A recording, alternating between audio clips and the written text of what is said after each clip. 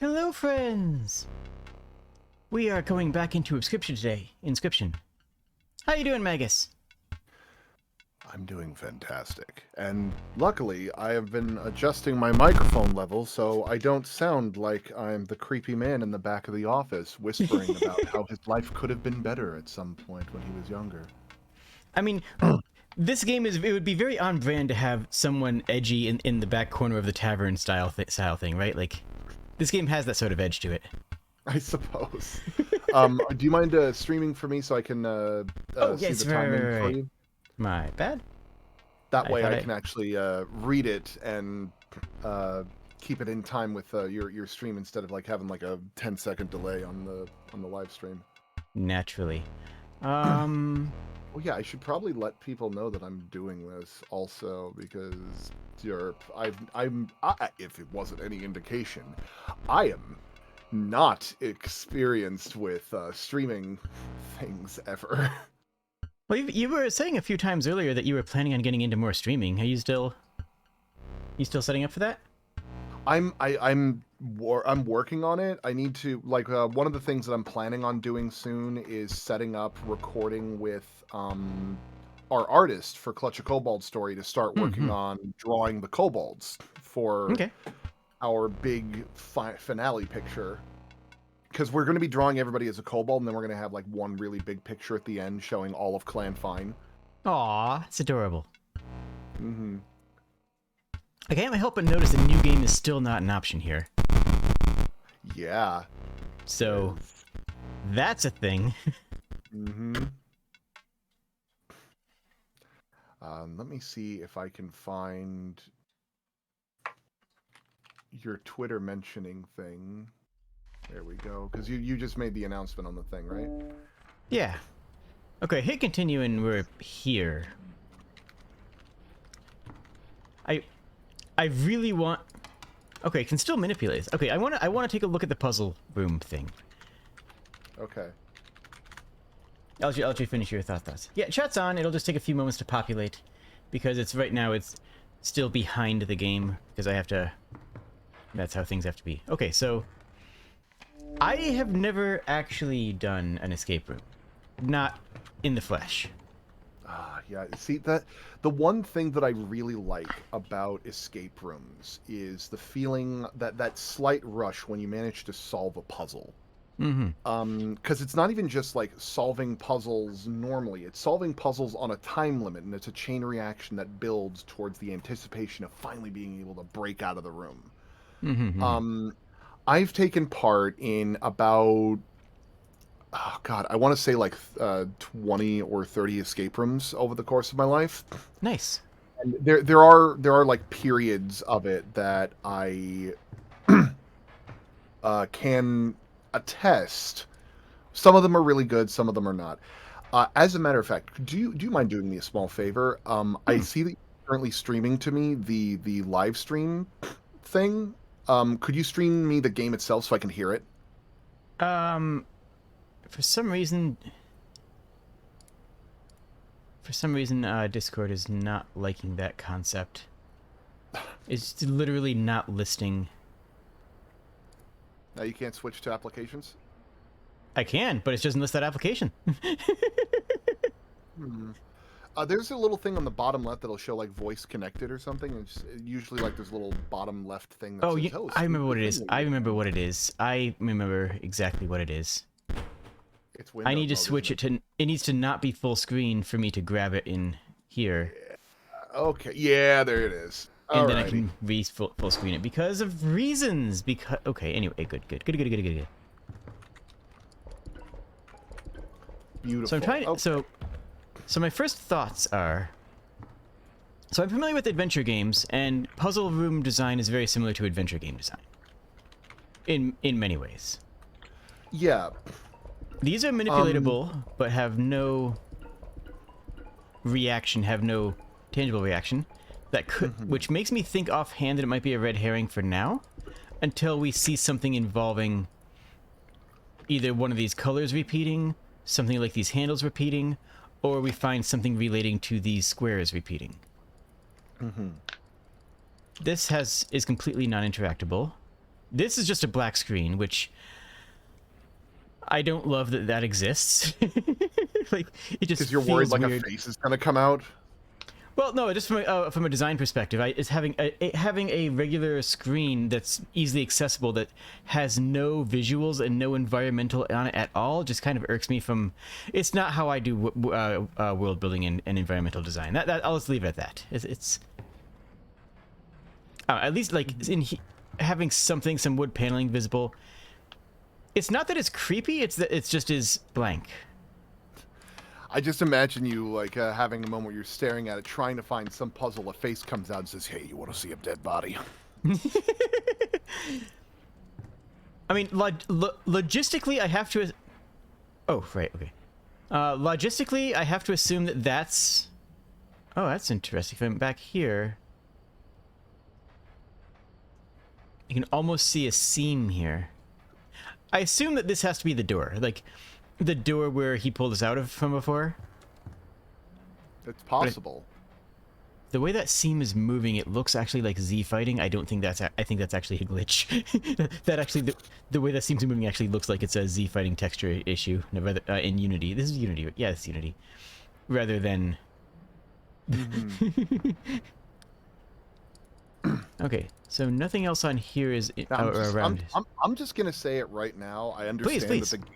that the game developer chops in you is going to be picking apart at this at some point. Yes, there is an aspect of this game where you can do that, but it's not like during the actual game itself. We can worry about that later. By the way, I noticed there was a candle over there that was lit. I did too. The thing is, though, I have played Pony Island, which is a game which is by the same developer, by the same author, that very, very much expects you to be attacking it from a game design perspective. Yes, it will also be like toying around with that a little bit, but I'm not. What I'm saying is that it's not expecting you to like going into the game assets. Okay. At least right now. At least right now. Oh. Like it's. Oh, I see. Like there's a whole other aspect of this game that's kind of an ARG, and it's very challenging and very fascinating. And there are points of it where I confess I had a really hard time getting through. I'm just doing a quick browse here to see if there's. Okay, I'm just browsing quick here to see if there's anything that we haven't seen before. This one we haven't seen. Oh no, you've seen it. You just destroyed the moon before it was able to do anything. Well, I mean, if the moon didn't want to be destroyed, it should have, you know. It should have not had a sense of smell. Exactly. Fun thing, there was a point where I was so desperate in one of my runs. I was so desperate to try and keep the moon from attacking me that I put a bunch of squirrels onto the field, and not only did the squirrels get sucked up before the moon's turn, but you could see the squirrels floating around the moon.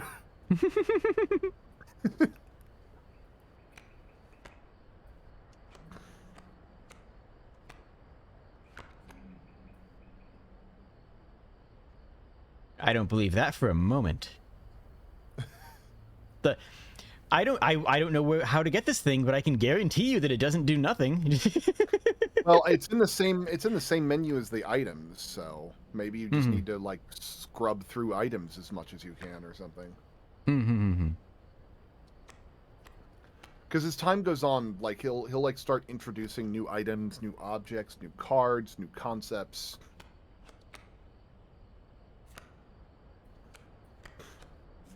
Okay, is it so? Yeah, the sprinter is weird. But sprinter makes a lot of sense for enemy cards to force the player to react. Doesn't seem like the kind of thing that I would want on my own side of the board, though. Yeah, I imagine so. I mean, I've seen some people come up with really clever ideas where they've got a moving card that does direct flight damage, and that can be a mean combination depending on what you're doing. Though there's one card where they have these bells that's deceptive when you read it. It says that like when a card is played, it drops down 2 bells, but what it doesn't tell you is that if those bells get attacked, the card that spawned them flips out and immediately attacks whoever killed those bells. Oh, this also includes your own cards. Oh, less neat. Because, like, for example, there's a moment where I played the cards, and then the angler stole one of the bells. I killed the bell, and my own card freaked out and killed my card. Oh no. Also, can I just say, last stream could not have gone better. Like, yeah, it kind of progressed really nicely. Yeah, like that was an amazing stream. It's still, for anyone who hasn't seen it, it's available on YouTube. But just that was phenomenal. Okay, so these are still manipulatable, and this is still available. Yeah, it seems like you're missing something about this one. Something else there's something else that's going to provide 3 numbers. So this is a solution point, not a puzzle point. Or, this is a solution point where we put in the solution once we know what it is. And then this will pop open and something happens. This still seems completely non-interactable. I mean, and it's set up like a shadow box, like a trophy case. So I have to assume... I don't know why the mantis is here. Squirrel, okay, sure. Huh? I'm gonna provide you with a small little clue that helps me get through escape rooms. Oftentimes in escape rooms, there are threads. A thread of a certain order of operations where a clue will lead to an object you're supposed to interact with. Oftentimes in escape rooms, they'll have like padlocks with numbers on them, and the numbers are usually somewhere in the room, but they only get used once. Right. And oftentimes they're numbers that you don't interact with or you're not supposed to interact with, but they inform you about something you can do later on. Or something that you can do elsewhere. So if you think about this thing, think of it less like an interactable puzzle that you need to solve here and more of a clue for somewhere else. I'm trying to figure out the squirrel's the first card we played, because the squirrel is the first card everyone's played, and it's the most, it's your mana resource. We only saw a mantis one time. I was expecting this to be filled with like whatever the systems decided were the MVP of your run, but I don't know why mantis is here. It could be that it's this 1-1 could be a thing, but then it's all the way on the left side. I'm not sure yet. But also remember that each time that we've seen this painting, it's been different. It's had 3 iterations: blank, squirrel, and mantis squirrel. That I can remember. We'll keep looking around. There might be more in here. So this is solved this is done. And blacked out. These things are the little like minis that he uses because he has a wood carver doing this stuff for him. Yeah, this seems world building, but I wouldn't be surprised if these came into play again. Well, I mean, like, some of them are really cute. There's like a farmer, there's a prospector, there's a wizard, there's a robot for some reason. Look at the wizard's hat. The wizard's hat's awesome. I love it. This is a black void. There's nothing clickable. I mean, we can annoy the skull again. That's good. That helps. So there we have 3 lit candles up here. When you go up to it, it appears as unlit, lit, lit. I don't know if that's relevant. It probably isn't. Red eyes means happy? Yes, red eyes means happy. They're happy that we're petting them. We're petting them and they're happy about it. That's what that means. I mean, like, it doesn't look like you're petting them. It looks like you're poking them. Like, hey, hey, hey, hey, hey, hey, hey, hey. What is poking if not aggressive petting? I don't... It's pressure point petting. There you go. Perfect.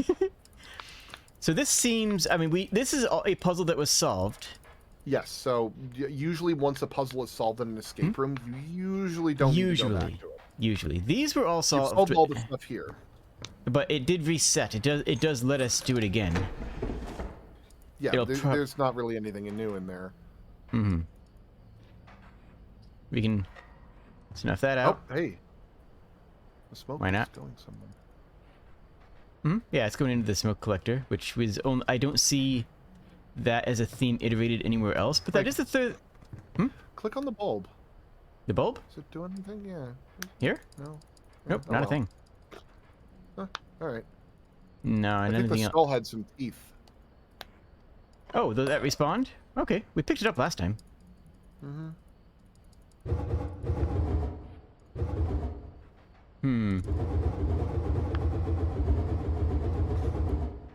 Okay. I mean, it's interactable, so I gotta interact with it. I gotta. I mean, nothing else here is interactable. Huh, I just noticed that that globe is not actually of the world. Oh yeah, no, it's Something else. constructed world. Something like there's one thing that looks like a claw. So Curious. these are splotches that don't have much form. This is sort of humanoid with like snowman humanoid with a blob and legs. And there's this claw thing. Now there's only 3 stances here, and you can actually see they're not laid out evenly. So if it's 1 click, 2 click, 3 click, always the same space, the first click goes that far, the second click goes that far, and the third click just nudges it. Even on the spin, that's consistent. Which is interesting. And definitely meaningful. I don't know what it means, but I can tell it's meaningful.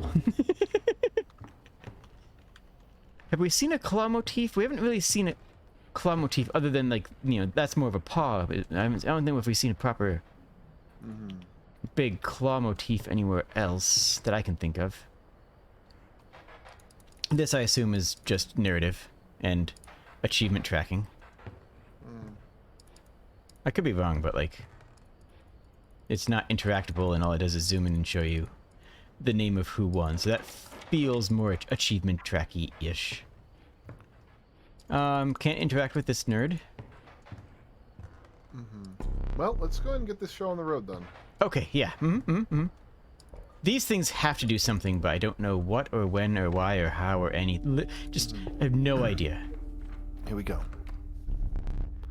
No, you may not choose a specific beast. But I wanna. Instead, you must now decide on a tribe that you prefer. Oh. Snake, wolf, or bird. I mean, I'd say we could ask chat, but we all know what the chat's gonna say, you know? I mean...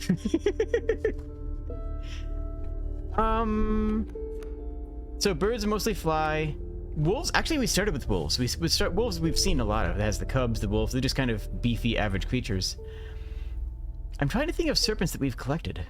The snake normally has some specific effects, like the skink and the rattler. The gecko.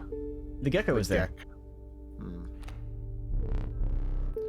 That's... A randomly chosen reptile card. That's extraordinarily expensive. Jeez. Did you wish for something else? Nah, we will... It's fine. It's fine. We'll sacrifice it into something cooler. What is that? It's probably fine. It's probably fine. What's up? And happy birthday, polearm guy. No rush, no rush.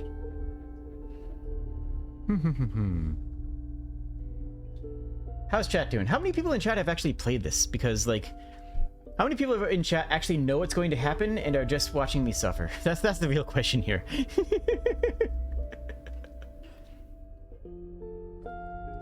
Hey, can I flag this as first playthrough? I don't actually know, because this is not the first playthrough, but it's also kind of? I mean, I did flag it as that, so it's probably fine. Everything's fine. It's all fine. Everything's fine.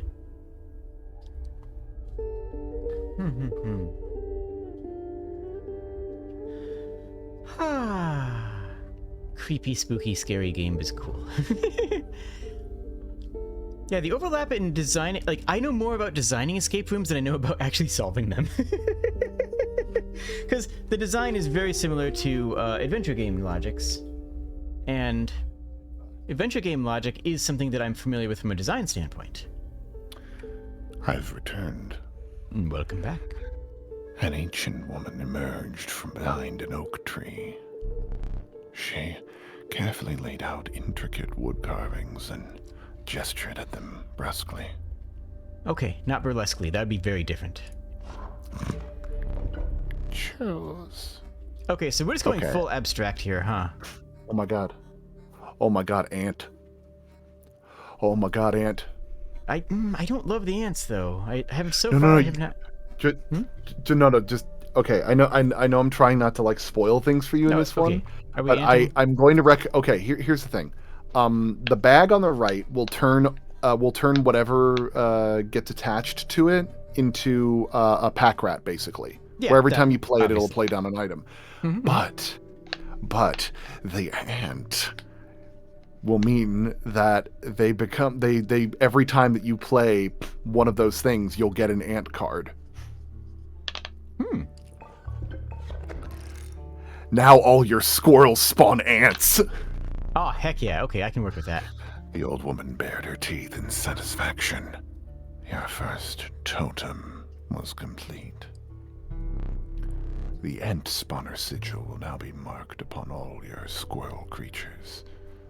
Okay. How would poison work? Because the squirrels don't have attacks. That is the trick. There are some bad combinations. Yeah, there are traps. I'm okay with games having traps in general. But yes, but now you have totem. Now all of your sides have totem stuff.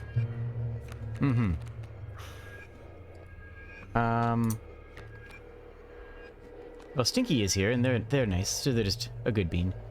They're going to play this thing. So this means it attacks to the sides. But that means it doesn't attack straight forward. Right. That means it doesn't attack straight forward. What's its attack at? 1. Okay, you know what? We're just going to stink boat. A moment. Right, While wings. we've been doing this, I've actually been cooking a cheesecake, and right now my timer's gone off. I have my my roommate adjusting the thing, but now I need to go set the timer for 1 hour. Got it. Okay. So in an hour from now, I have to go down and like pull out the cheesecake. Okay. I'm using a water bath method where I lightly bathe the cheesecake in a tub of water, and so that it maintains a nice creaminess throughout. Yeah. It restricts the amount of heat that can actually get into the cheesecake. I guess we're just passing here, huh? Doink, doink. It's fine. Oh, wait, moved. Okay. That's also fine. We need more squirrels. We need an infinite number of squirrels at all times. And now you get more ant.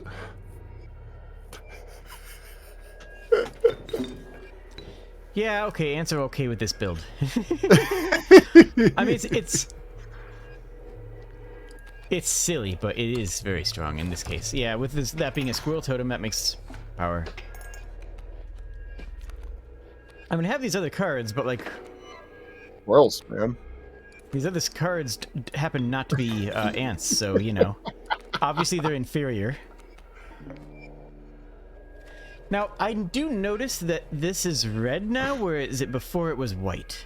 Is that because of its Yes, that's totem because battle? you're in a totem. That's because you're in a totem battle. Okay.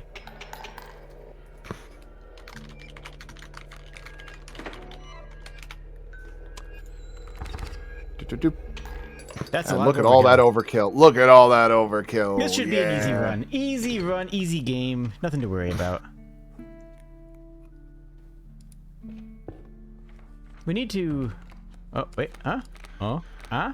Ooh, hey, the You know, insects we- did have those mantises. You know, and it could be an ant. Could be anything. Could It be an could ant. be an ant. It could be an ant.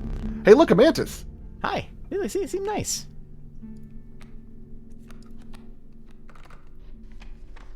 There is still one more talking card that we don't know about. This is Another the... opportunity.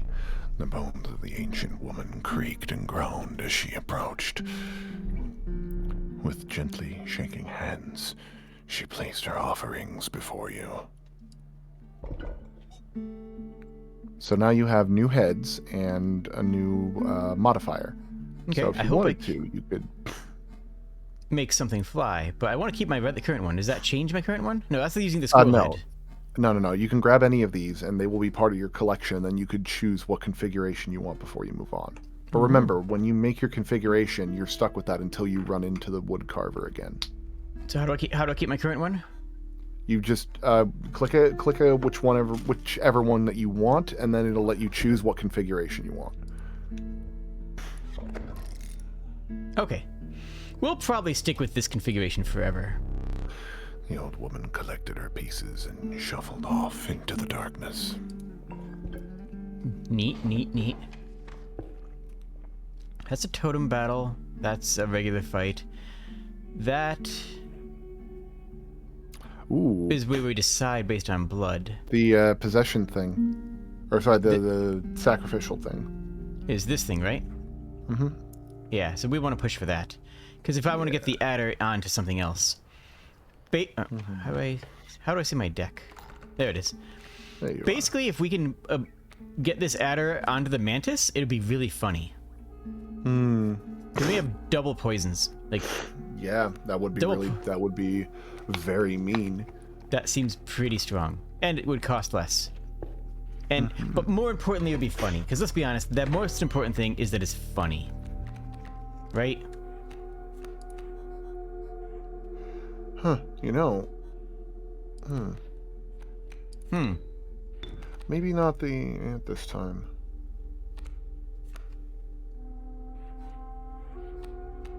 Well, we don't have anything that can survive 2 damage off of these coyotes. True, but it's more of that, you have an opportunity to... Spider. Maybe toy around with a different configuration than normal. Maybe something you've seen before.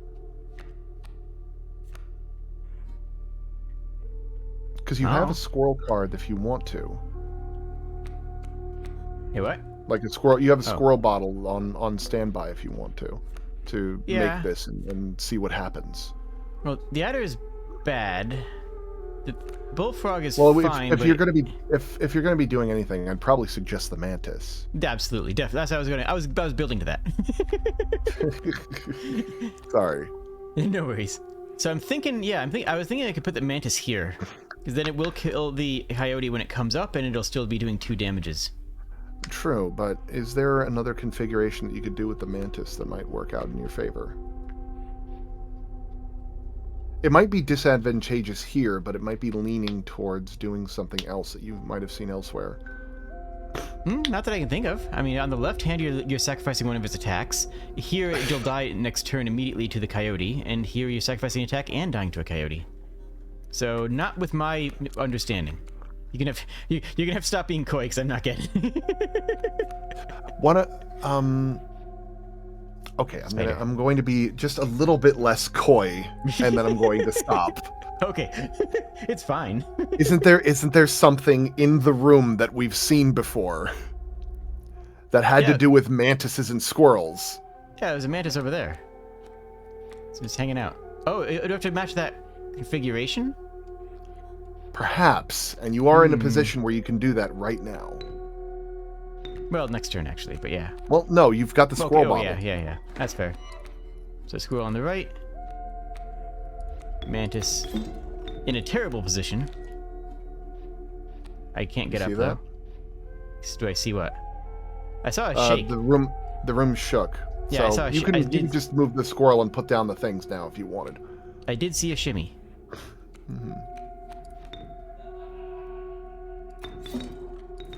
But I can't get up during the...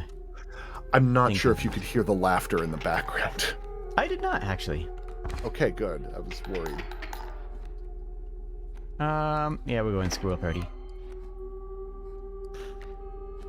Any reason not to just...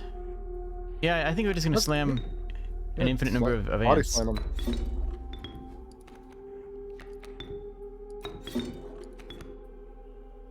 That clears the board and sets us up, and I doesn't win, but yeah, that's a good position. That's a good position. That's a good position. Pow, pow, pow, pow, pow, pow, pow. Oh no, that ant. If only we had a squirrel. If only we had some answer. Get it? Answer? Eh? Oh, I'm sorry. I get it. I get it. I would like to formally apologize for the preceding joke. Okay, so we need this thing. Meanwhile, in the back, he's like, "Am I just some kind of joke to you?" Yes, but you're very funny, which makes it okay. Why? We don't have our bone party yet. We could go for a thick thing. You do have a series of... You do have the ability to summon a bunch of ants for your benefit. But true, which means would enhance the bone party part of it. But then again, if we get something cool off this, we can... We also have enough bodies because of Andy. No, I guess that's equal bodies. Well, remember, we will be doing a sacrifice. Very yeah, soon. we're sacrificing the adder into the mantis, so we could probably use a two blood. But we don't have that option. You know, bones probably are smart. That's probably a smart pick because we are sacrificing something every turn. Okay. No, it's Reginald. It's Reginald. Now, before you continue, why don't we get up and walk around a little bit? Yeah.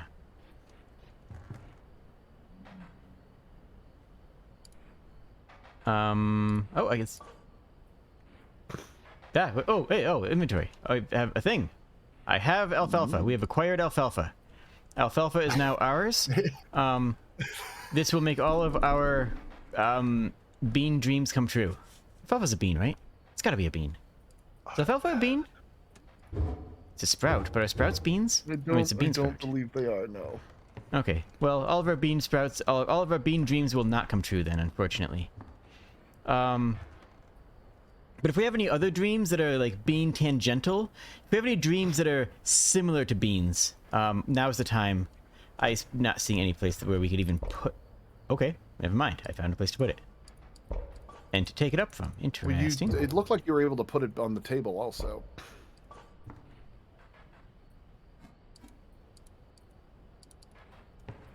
Oh. You've plucked that from the oil painting. Yeah, it turns out it's not a bean. You must not like the cards that I deal you. No, I'm pretty happy with them. Well, I'm pretty happy with the totems. Those are like cards. Fine. I'm pretty happy with bean. Wait, where'd it go? It's gone. Oh, I didn't get to leave it in the... Oh, bean. Heck. I missed... Okay, that'll probably reset to a new puzzle, I'm guessing.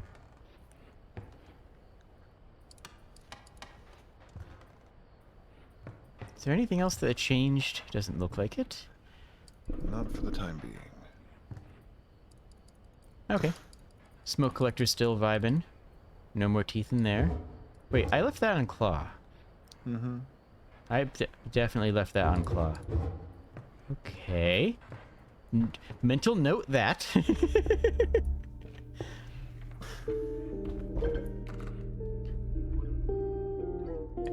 So this is... Your choice. Hello. Oh, there's a different thought. Okay, there's two interesting things I could do here. One, sack the adder, put it on the mantis so we have a double venom strike. That seems really strong, especially in some of the harder areas. Mm-hmm. The other idea is to bifurcate the wolf so we could have a double wolf. And that would give you 6 attack, yes. That would give you us a frankly absurd amount of just raw, pure damage. The choice is yours. Yeah, I think that's... Up. Wait. Oh, I'm doing this the wrong way, aren't I? You're doing it the wrong way, yeah. Minor issues, and it's fine.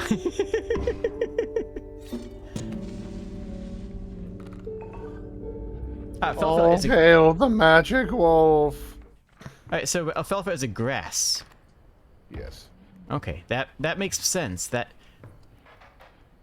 it's a beanie grass though, right? It's a grass. It's not a grassy bean, but it's a beanie type of grass. We can agree on that, Stop trying to right? make beans a thing. It's never going to be a bean. It's never going to be a thing, Jade. It's totally gonna be a thing. What do we got coming down the line? Coyotes. Reginald actually survives a coyote, but doesn't matter actually. So I think we just...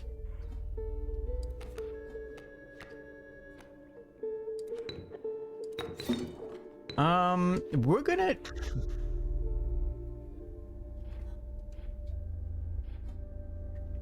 I'm just gonna do this and get some damage in. We'll take a bunch of damage and then we'll just eradicate them. Then we'll just absolutely smite them. Sounds like a fantastic idea. That hurts. Yeah, we'll just grab a squirrel friend. Alright, so we could... I really, stump bad, of course. So the options here include Wolf here, which just does 6 raw damage, but does die next turn. Actually, that's probably a bad idea. Okay, I've talked myself out of that idea. Never mind, I don't like that plan anymore. I'm gonna I'm gonna ant here. That'll do 2 damage to face, and we could play the stink bug. Yeah, that's good. That's good. That's the play. That's the play. You now have enough for the stink bug.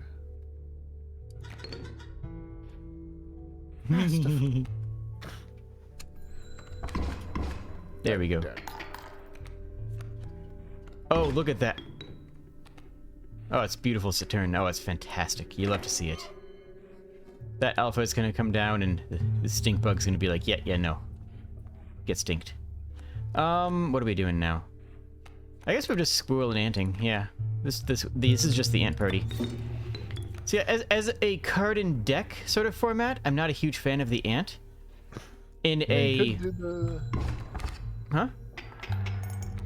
You could probably swap out that stink bug with the wolf. Yeah, that'll get us good overkill damage. Yeah, nothing bad happens if we sacrifice them, right? Not really, no. Yes, I can.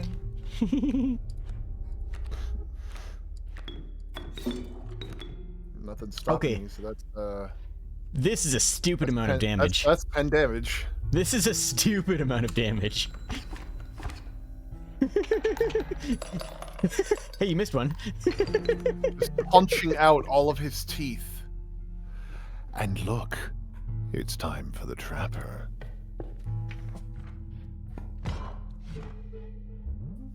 I'll be clear with ye. The trapping business has been lagging. After being defeated by that challenger... I mean, that's on you. Well, I'm thinking of clearing me inventory. Trying something else. Yeah, be a little less aggressive, and, you know, it'll be Pelts fine. are cheaper now. Mm-hmm. I can get a fancy pelt. I can get lots of fancy pelts, actually. Have a free one.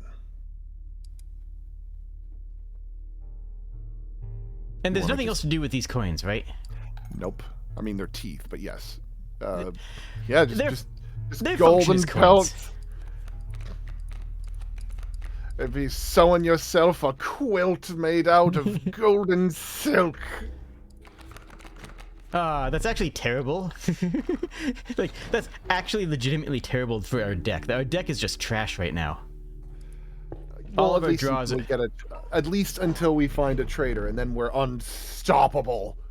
True. The decrepit woodcarver appeared before you. She moved with a certain vigor in spite of her considerable age. Hi, you're old. Ugh. Can I not take that? Wolf or bird. Yeah. Flying seems powerful, but we're just doing this. This is just insanely good. This option here is just like bonkers. You hunched down to place her offering in your pack. When you looked up again, the ancient woman had vanished. Jade and the Golden Fleece. Okay, boss All right. party. Are you ready for this? Oh yeah, this is gonna be easy. A chill mist closed in around you. You were not alone. A figure emerged from the fog. I'm so Stand in the way of me, gold! Oh, Be darned! There was a fourth wall break there. Mm-hmm.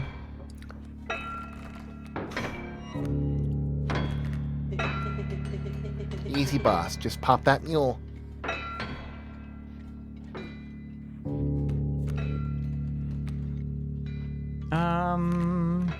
So the pelts don't do anything aside from defend 3, which is actually relevant. That's not bad.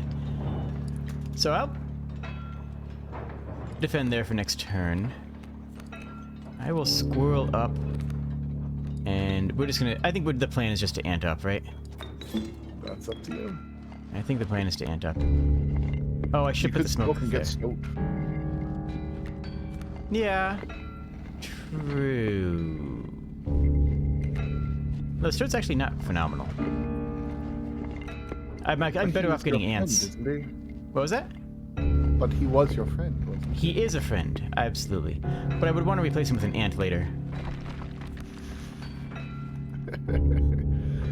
I'll pause. I'll just go with this for now. For now.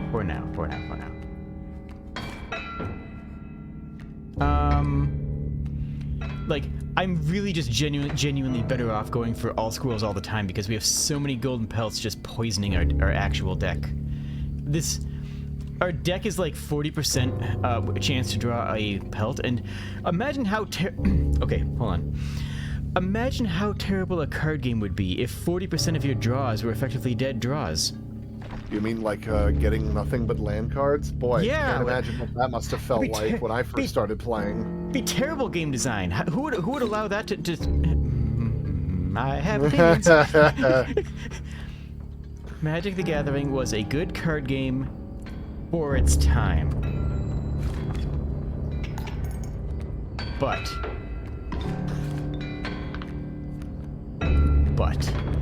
game design has come so far since then, and Yeah, now you got Magic games is like this. this. Force of Will is a really good example actually of a game that is Magic but fixes Magic. There was one that I played called Netrunner, which is based off of Hmm. the Android series. Basically, it's a two-player game where one person plays as a corporation and another person plays as a hacker trying to break into the corporate servers. I've heard about It's that, a and I've heard nothing fascinating but good concept. things. Yeah. I've heard nothing but good things about that. But yeah, Magic is just such an out-of-date game. It's not a bad game, it's just so out of date for game design. Radar Nocturne, the update in terms of Inscryption, are you referring to Inscryption itself or something else? My mule! Ender pack! Because if you are referring to the Inscryption update, it is specifically with the Casey mod, which is not something that Jade's going to be able to get his hands on for the moment. Yeah, check out all these options. No mods, no masters. Yeah, we have options, but we also have ants. There is no better option than slamming ants, because having a bunch of 3/2, they're effectively, well, yeah, no, ants are going to be the answer to all the problems this entire game. Am I wrong? You were not digging ants, and then I have made you an ant deck, True. effectively. So, There's gold in them cards, oh dear. oh right, we lose everything. Okay, at least we got rid of that. Doesn't matter. Gold! I've struck gold! We have cards. We don't need You got plenty of fleeces. squirrels. Wait, what? We have 2 squirrels. And the smoke. You're Yeah. out of space. There's no room for that card. Well, guess we're done then. Get him! Get 'em. Yo, I've been rewatching Gravity Falls lately. God, Great show. Can I say how much of an amazing show that was? Right? The one thing that I really appreciated about Gravity Falls was not only was it a show that was willing to really push the envelope of what Disney would consider acceptable media on their channels. Mm-hmm. Not only was it a show that had legitimate mysteries going on around it, but it actually had an ARG built into the show that you had to decipher in the credits each time. And they actually had ciphers built into the backgrounds that you had to use to figure out where everything was going and what was going on. Like, it would actually have extra jokes, stories, and taught kids how to look deeper into the stories that they were doing. I mean, Cypher, That they were watching. quote unquote, was such a core part of the game. It was literally the main antagonist. Oh, I should have put the bat down. Oh well.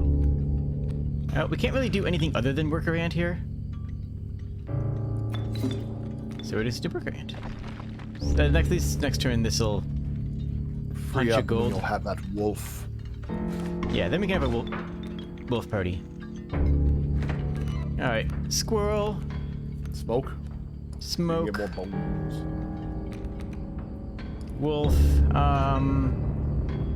We have to put the wolf here because we can't put it in front of the adder. But that's great. And then what do we else do? And we have another. You got the bat. We have a bat. Yeah, when it said get him, my first thought was that one character. Get him! Get him! Get him! Tyler, cute biker. Also, I love that they made him. I love that they made him the mayor. Yeah, it's just the show's so. Oh, you know, I actually, you know, I have a love-hate relationship with Owl House. On one hand, I really do love the style of it, and I really do enjoy the motifs that they're doing, and the dynamics of the characters are a lot of fun. The thing is, though, is that it made me a little bit worried because it hit really close to the show that I was doing around the same time that show came out. Like when I was trying to pitch Magus Elgar, Owl House was in the pipeline. Oh, that makes sense. And that was a slight damper.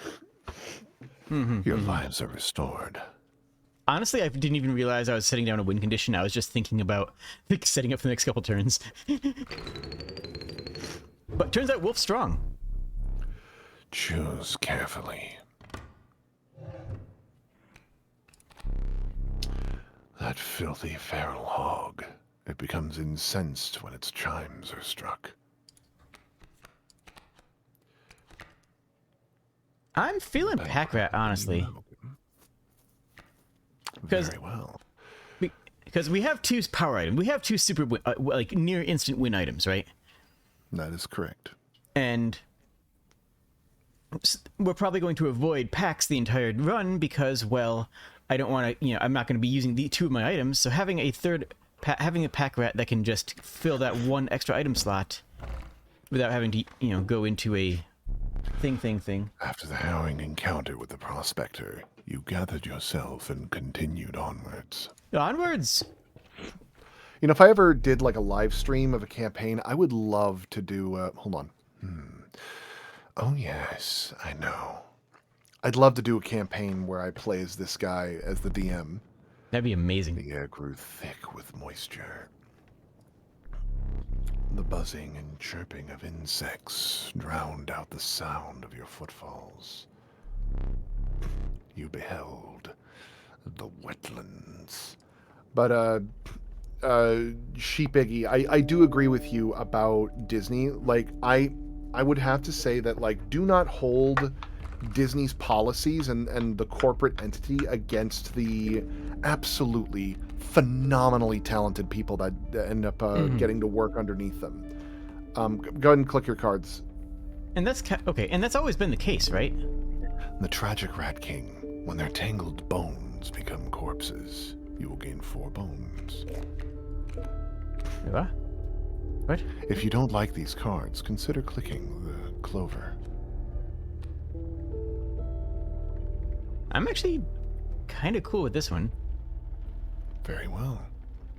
Guard, yeah, actually that looks pretty good, actually. Anyway, I'm like, I know a couple of people that I'm actually friends with a couple of people that work in at Disney in the industry. One of my good friends who helped me get animators for Magus Elgar.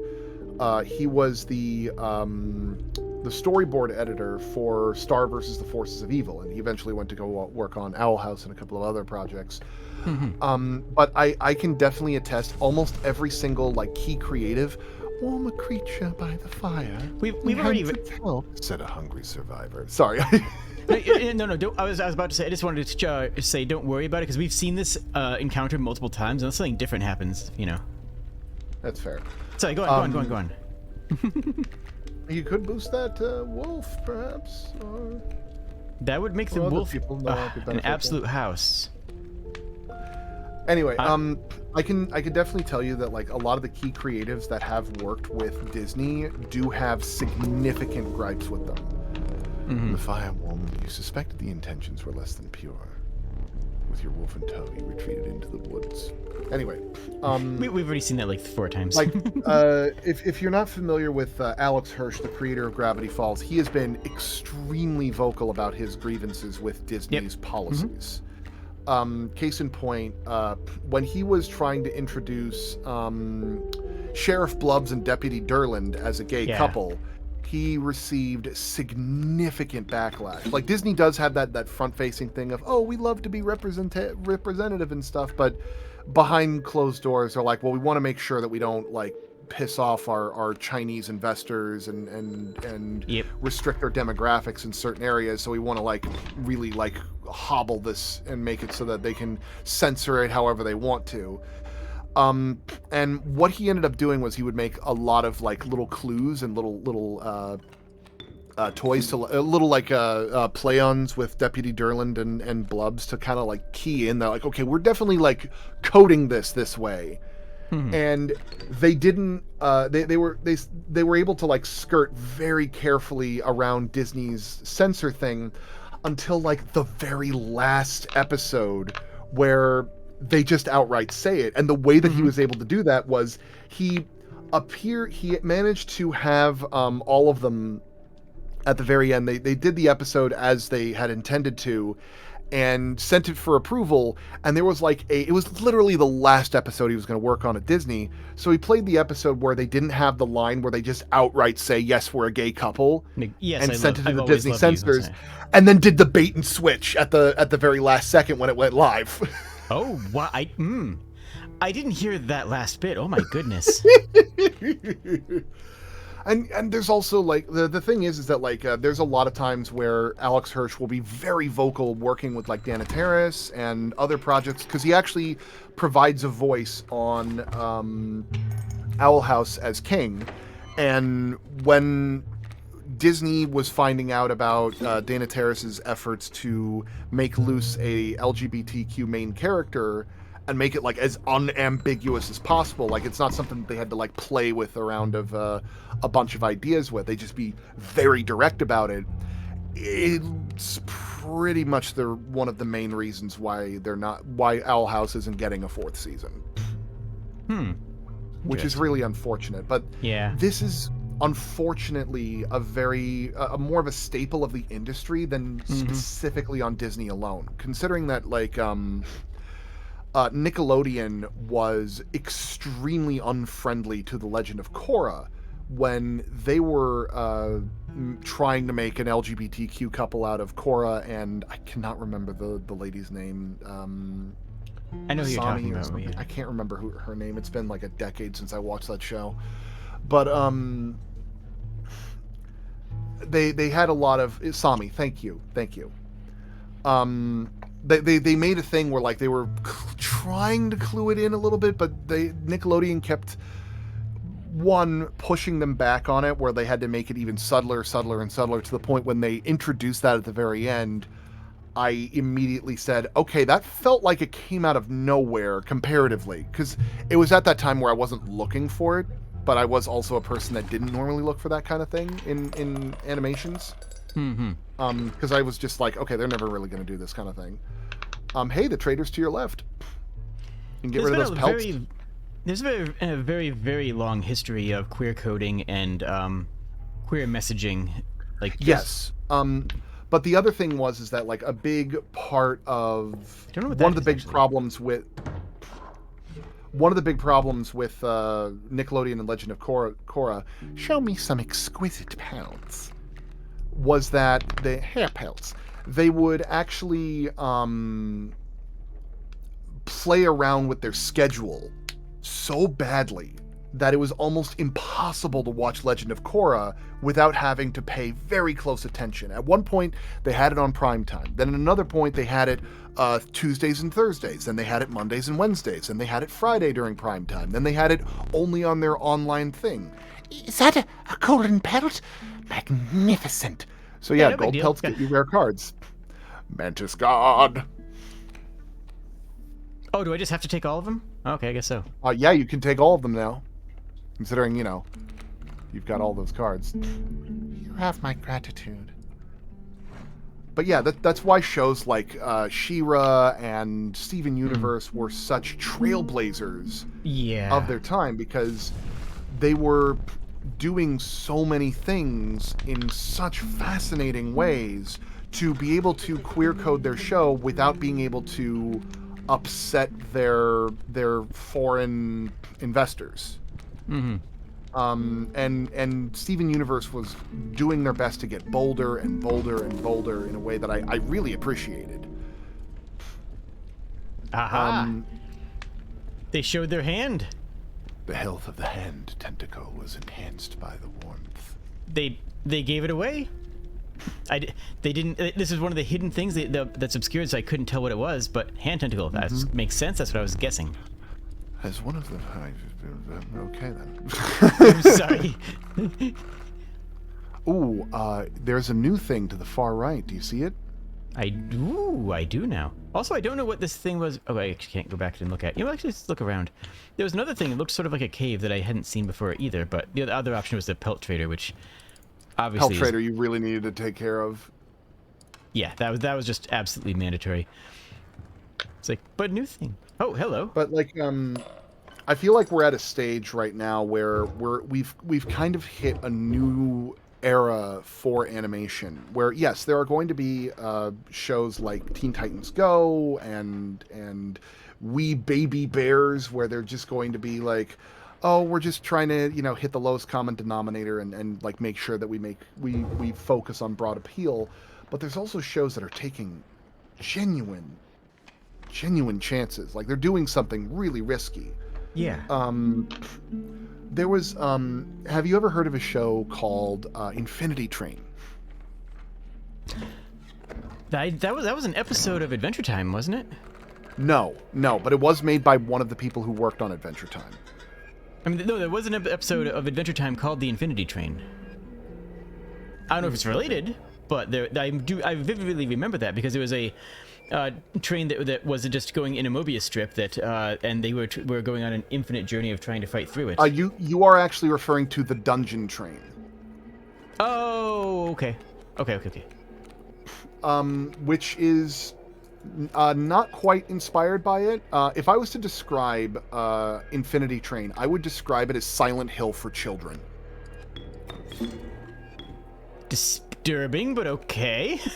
So the concept of Infinity Train is that at some point in your life, this train will come out of seemingly nowhere and invite you to come onto the train.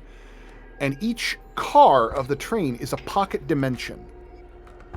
Sometimes there's train cars where it's a vast forest where people will it's like a vast forest, but the forest are all family trees of family members fighting each other. Another one was like if you tap on any panel in the room, it creates a cube and makes a little tone, so you can actually like make little 8-bit blocks and stuff in the room.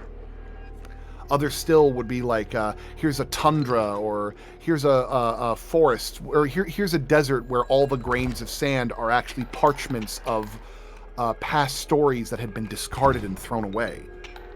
Like little ideas like that. But the main focus is that the passenger that gets onto the train has a number on their hand, and they have to go through the train trying to figure out what the number is meant for.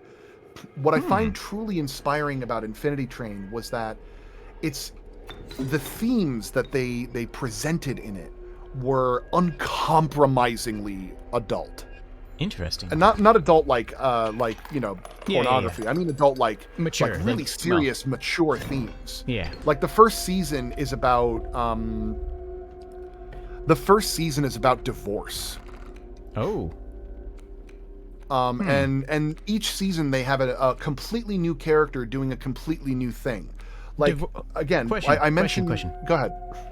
Divorce as in the individual going through it, or divorce as in from the perspective of a child dealing with parents breaking up? Because I've seen a couple of shows that do the latter. From the perspective of a child going through divorce. That doesn't make it easier. But... Oh, hey, there's Casey. Hey, look, a mushroom. Bifurcated. Yeah, you could probably go for that if you want. We're about to go for a mushroom event. Yeah, go for it then. I don't know what that means, but I feel like I should be collecting mushrooms for it.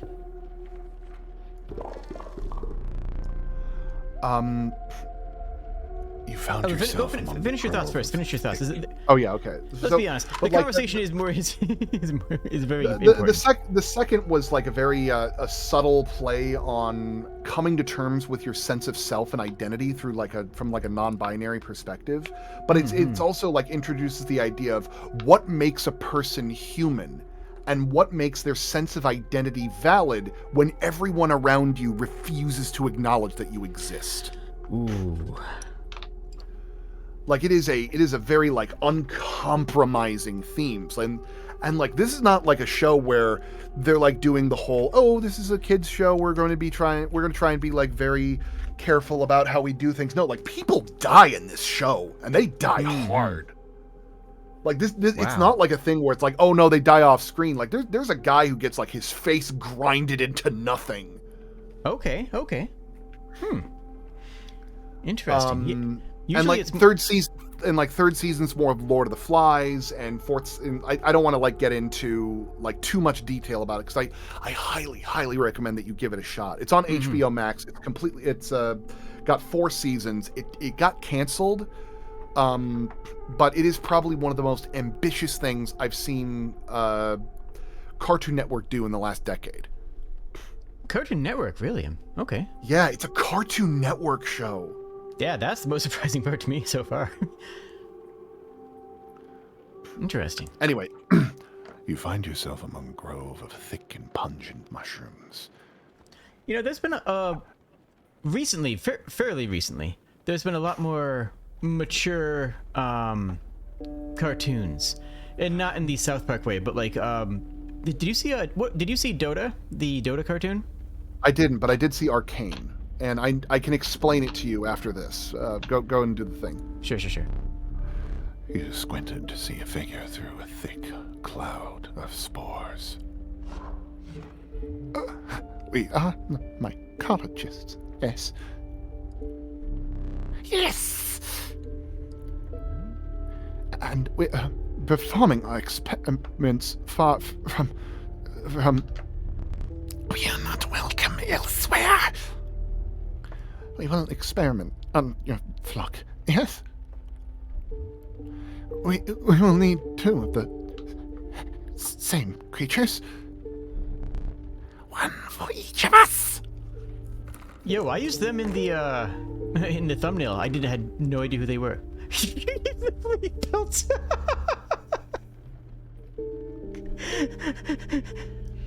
Oh, that's actually kind of hilarious. So yeah, go ahead and finish your thought. Or should I finish the event? Click one. Without asking why, which one do you think I should pick? I'm not going to tell you. Okay. I suspect that anything we get, the pelts are useless. So I'm going to go with Bullfox. Well, no, the pelts you can trade into doing the things. But yeah, that's fair. Go for it. I think this could get messy. Look away!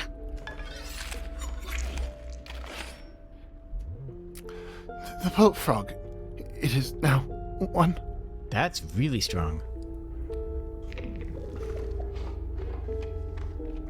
Wow, that's actually an incredibly strong thing, in fact. Anyway, continue. What was it that we were saying? You had brought up Arcane. There's an explanation for that. It's twofold. One is that the demographic for it used to be that animation was exclusively for children because a lot of adults would be like, "Oh no, that's kid stuff," because of like Hanna-Barbera, Looney Tunes, Disney, Nickelodeon, and so on and so forth. But now, all of the children. That's talking all the way back to the 80s and early 90s, though. That's a hot minute ago.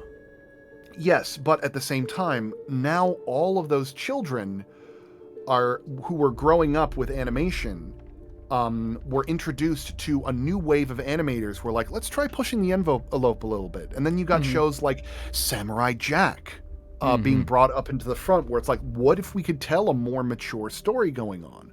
Or be a little bit more risque with our humor? And then after that, you had a new wave of animators really pushing what is acceptable with Adventure Time, Gravity Falls, Regular Show, And now we have an entire generation, like several generations of kids who have grown up and become animators who want to really push the envelope further to make themselves to get themselves more seen. Yeah. Conversely, now To make all a of real those statement. people that were growing up as children, like the oldest in that 1980s demographic that you were talking about, now we have adults in their 40s watching animations because they grew up with it and it was considered much more normalized. It's not taboo to watch cartoons anymore. So they have a thirst for more adult theming content like BoJack Horseman. Though I will say you are taking a very Eurocentric view on it. As somebody who is very similar and very ingrained in the anime industry, there has been even back all the way back then. You had Akira, and you had the handful of what's the ninja one as well, whose name eludes me at the moment, that were intended for adult audiences, and then you've continued to have Evangelion is not for kids. I don't think anyone would pretend that it is if they've actually seen it.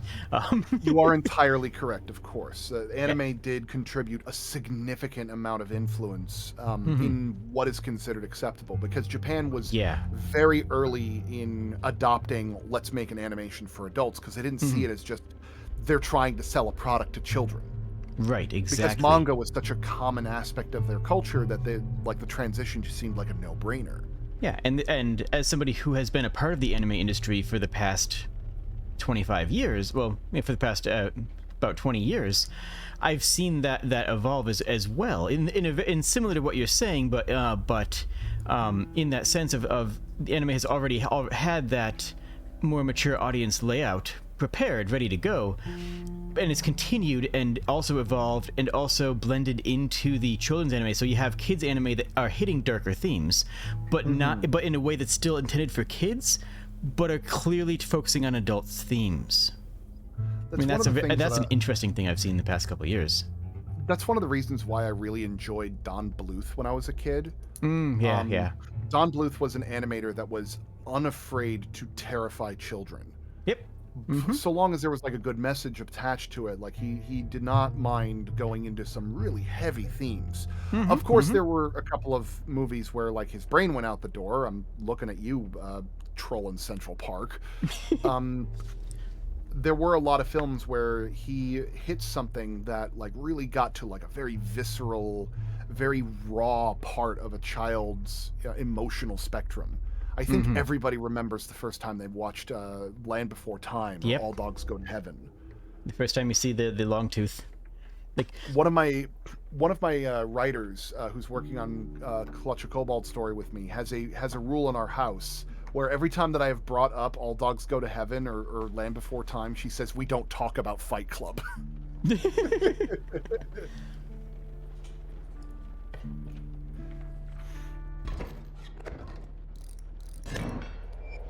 Stinky ants.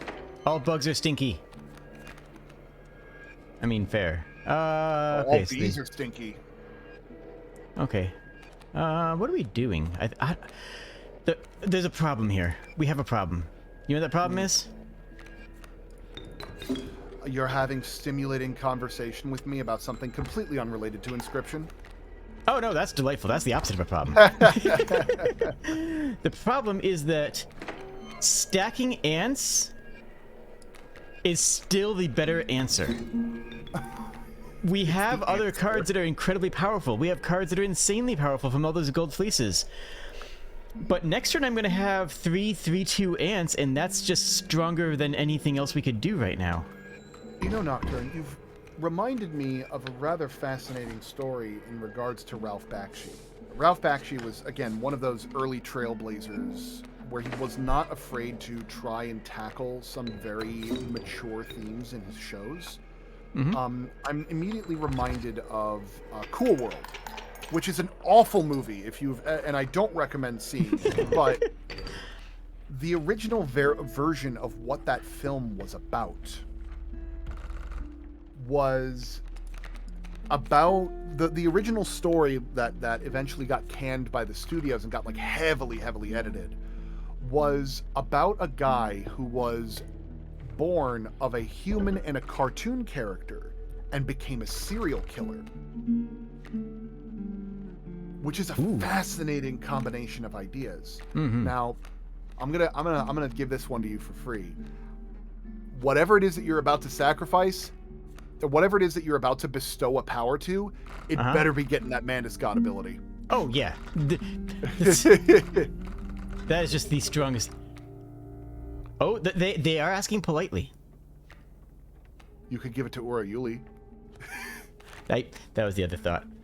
It's, you would need 4 ants to do it, but oh my god, 21 damage a hit. That's hilarious. I don't know if it's good. I don't know if it's the correct thing to do though, right? Oh! That is also an idea. That's... Considering that we're mostly not drawing... Yeah, because... I like this. I like this plan. We have a good plan.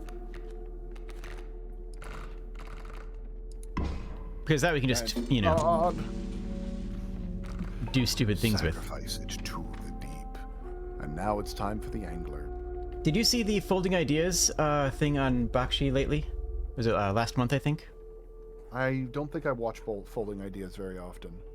He did a hour-ish documentary on Bakshi and specifically about the Lord of the Rings movie that he did, but more about him as an author and as an auteur that building up to it than the things that because you know he deep dives in his videos. I would say that like Ralph Bakshi is akin to the Spike Lee of the animation industry. He's a guy that has these really radical and really strange ideas, and they don't always work. They're not always a masterpiece, but they're always fascinating. Like I really loved like his experimentation with Fritz the Cat back in the day, which is a cartoon that I never would have imagined would have existed, much less during the 70s. Yeah. Okay, who am I kidding? If it was going to happen anywhere, it would have been during the 70s. In America, yeah, at least.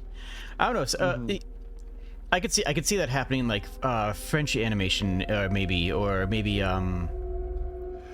like France was kind of late to the party with certain types of animation because they were more focused on the art form through new wave and avant-garde, but animation was not something that they were really appealed to because the way that they were introduced to animation as an entertainment medium was through the lens of an American, which is we're trying to sell a product.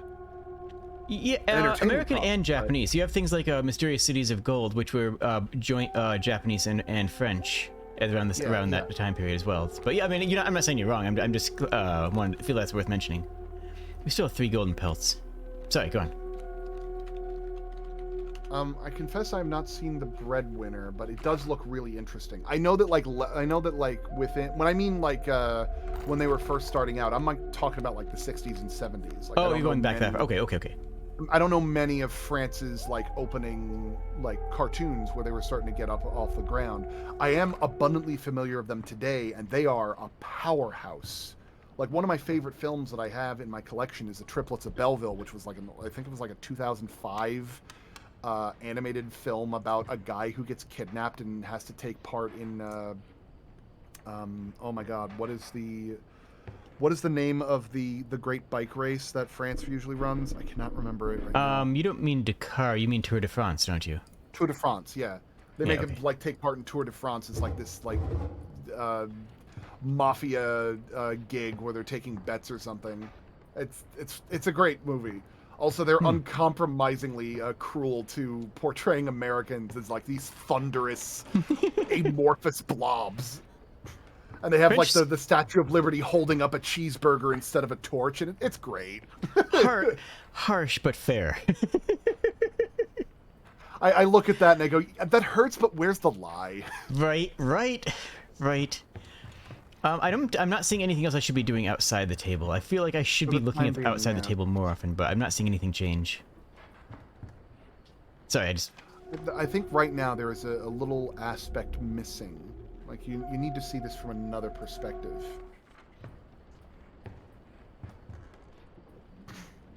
But I'm not sure how you would be able to do that. I mean, stabbing your eye out is the obvious answer, but well, you know, we might have to do this here. I mean, the the most clear other perspective is the perspective of seeing through another's eyes. The mud tugged hard at your feet, forcing you to slow your pace. A rank odor caused your stomach to churn and your eyes to water. It was the rotting fish that hung from the branches around you. A huge man approached. Hello, friend. Oh, fish! Well, oh.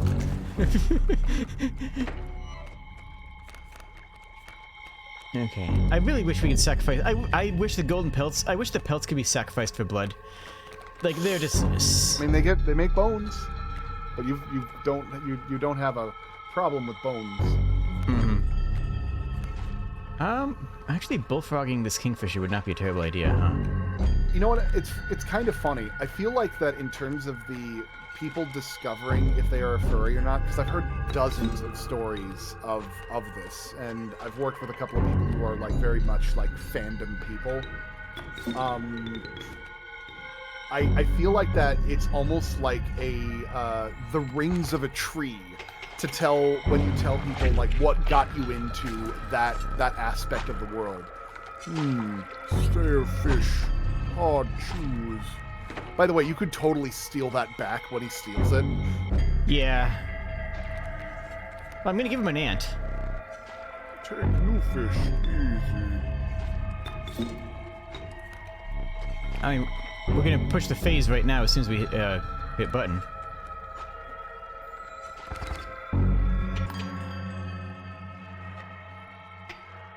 Die already. Oh, fish. Looks like Luke Carter's getting annoyed. I forget what those do. Nope. You could do that knife so that you can get through the stage really quickly. I want to save the knife for that moment where the next boss has that moment where they fill their board with stuff, right? Oh no. That was because you got to that stage too quickly. Don't worry, it's not happening again. I thought that was just gonna be. I thought that was a thing I just had to plan for. Nope, it was something that it was something that happens when you barrel through the game too fast. So you're saying that I'm too good at video games? Say it out loud. Say it. You were just too well prepared for that experience. Ah. You hear that? That's kobold catharsis. Yeah. I forget what the bait bucket does. I just genuinely forget. Do you need me to tell you? Yeah, if you wouldn't mind, because we've already seen it once. I just don't remember. You kill it and it makes a shark.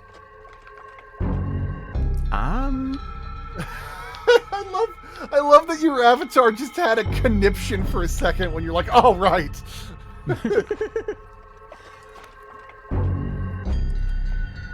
Let's see how big the sharks are first. Well, okay. Go for it. Go fish.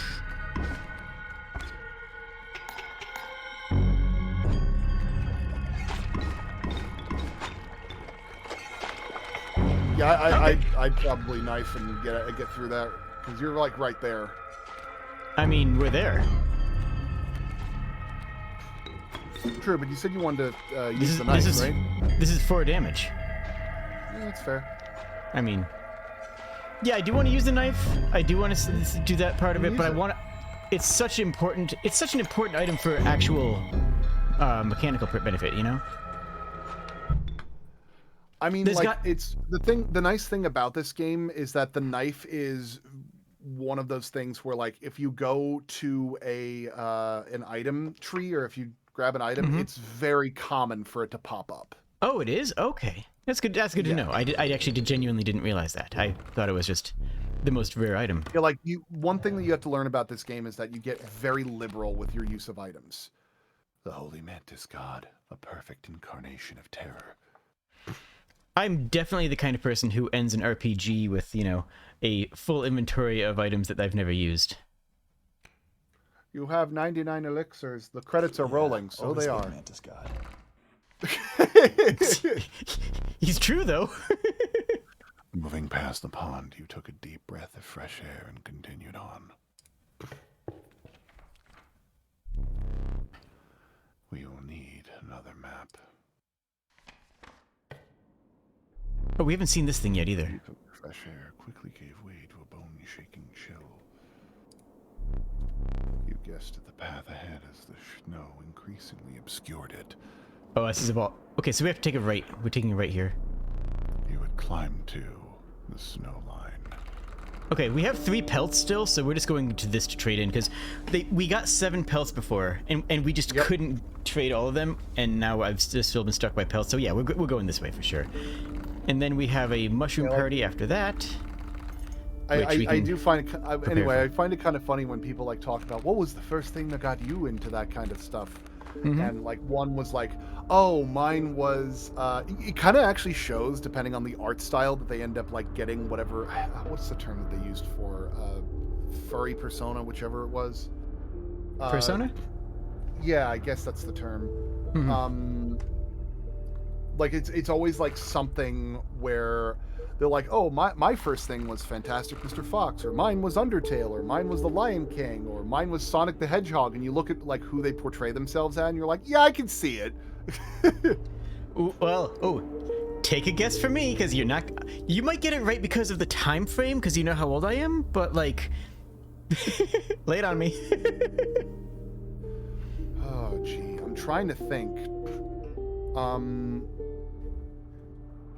I don't want to say Fraggle Rock, because there wasn't many, like, reptilian shows. I want to... Maybe Teenage Mutant Ninja Turtles.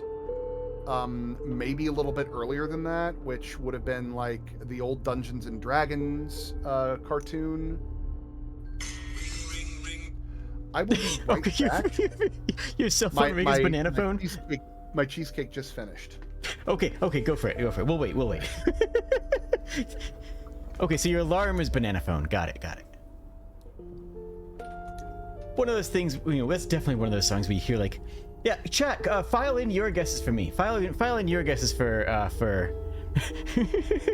how I got into that culture.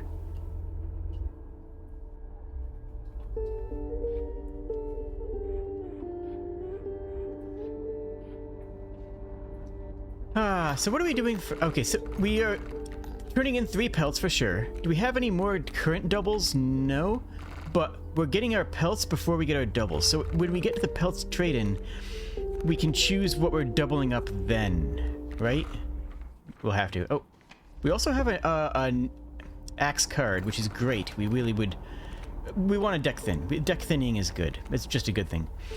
We could sack something. I don't really know what it would be. What's... we haven't used the pack rat.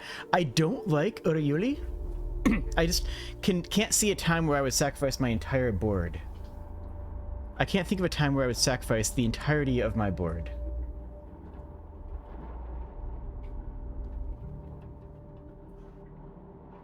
So I think I'll probably burn Urayuli.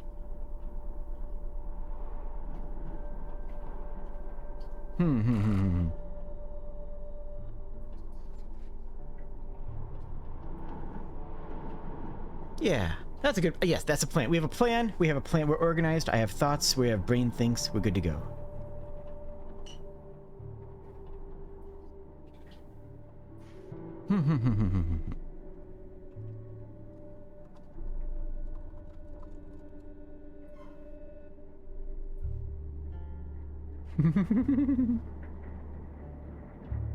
Everyone having a good time? You're doing good, friends. I'm not going to answer it until we get back, until Magus gets back. You're gonna have to. I'm gonna leave you guys hanging a little bit.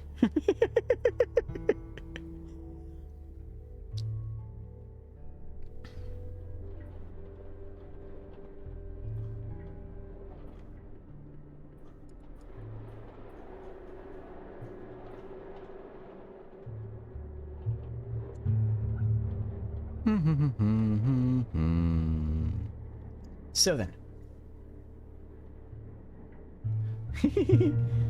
Radar, that's a good guess. That is actually a genuinely good guess right there.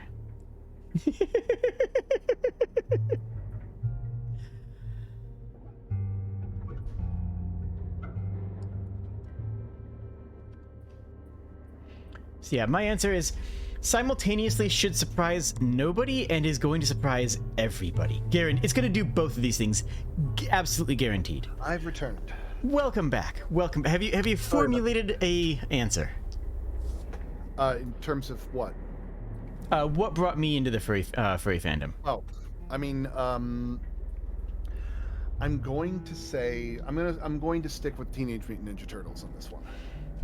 Okay, so here's where I first dropped the bomb that it's not related to the kobold thing. Being a kobold is mostly incidental because I happened to be looking at Sork, the artist, their works, and thinking that they looked awesome and wanted to go with it. But what got me into the furry fandom was actually Brian Jock's Redwall series. Oh, okay. I've never actually gotten to get into that series. It's always been beyond my radar. But then again, when it comes to ye old fantasy stuff, I'm usually thinking of. I usually end up picking up a copy of Terry Pratchett's stuff. All great stuff. Terry Pratchett's fantastic. But yeah, for some reason, for some random reason, when I was growing up, all of my favorite authors were British. Brian Jocks, Isaac Asimov, Arthur C. Clarke. So. This is a tangential story, but I ended up growing up with a whole bunch of British phatic expressions, like, calling a truck a lorry just feels natural to me. I like how you were calling it the water closet. Yep, that... I didn't even think about that in that context, but yes, exactly. For me, I always called the bathroom the head because I grew up on a sailboat for 12 years. Oh, that makes sense.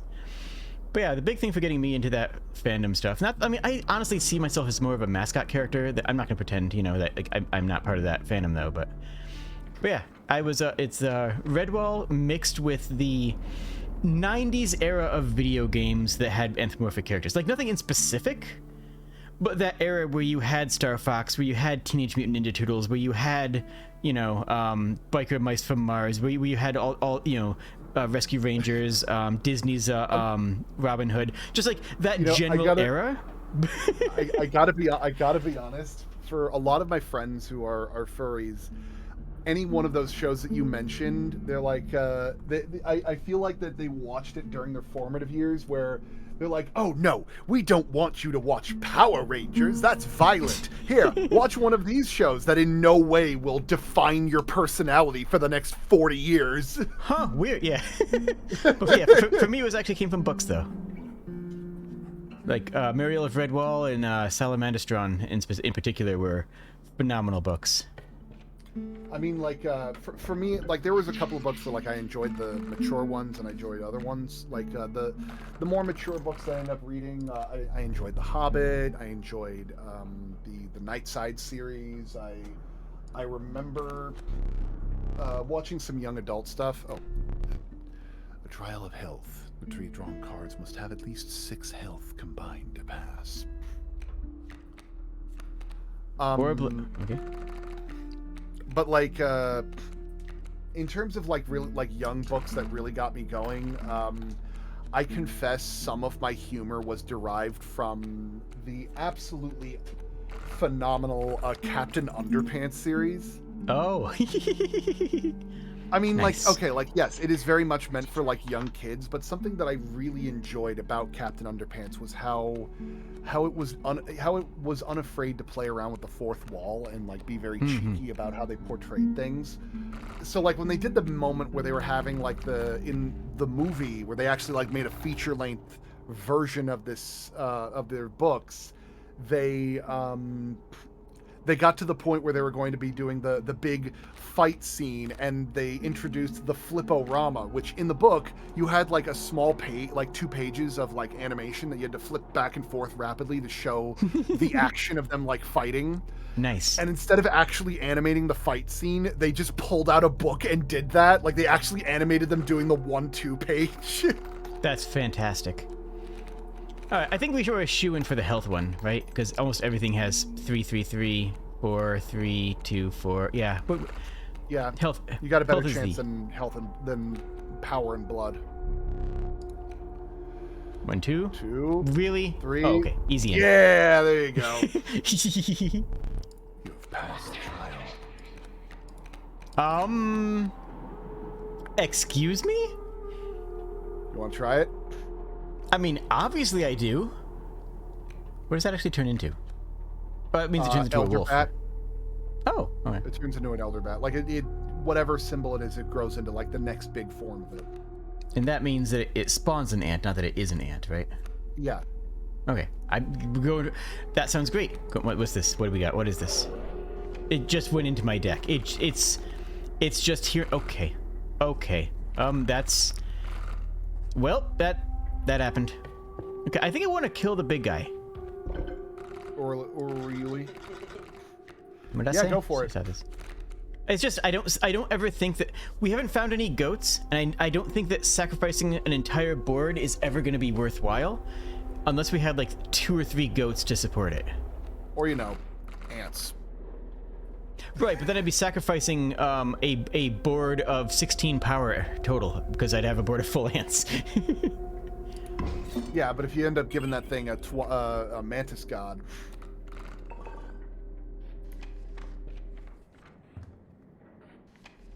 That's true, but yeah. All right, let's do this. Yo, let's do this. All right, so all You birds make a backlash. great point, Nocturne. Yuli is really good if you're planning on dying and you end up making a good card to carry over. That makes sense. That's pretty strong, actually. Wait, no, hold on. Easy game.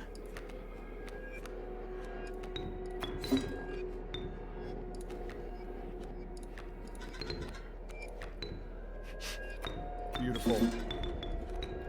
Darkness, take me. Easy game. And you win.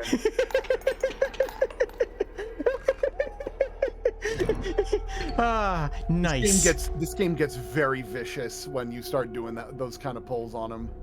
I imagine that they are going to be displeased by that. I'm really curious about that.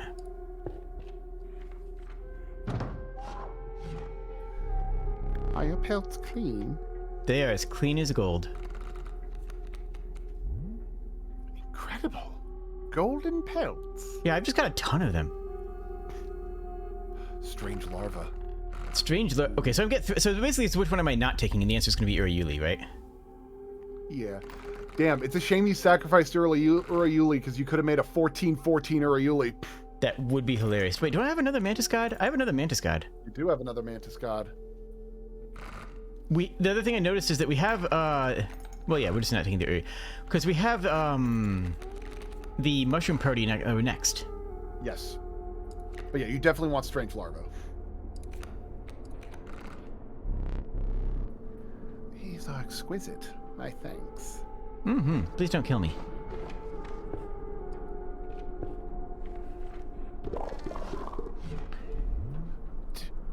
Did you bring us 2 of the same? Uh-huh. We would like to experiment.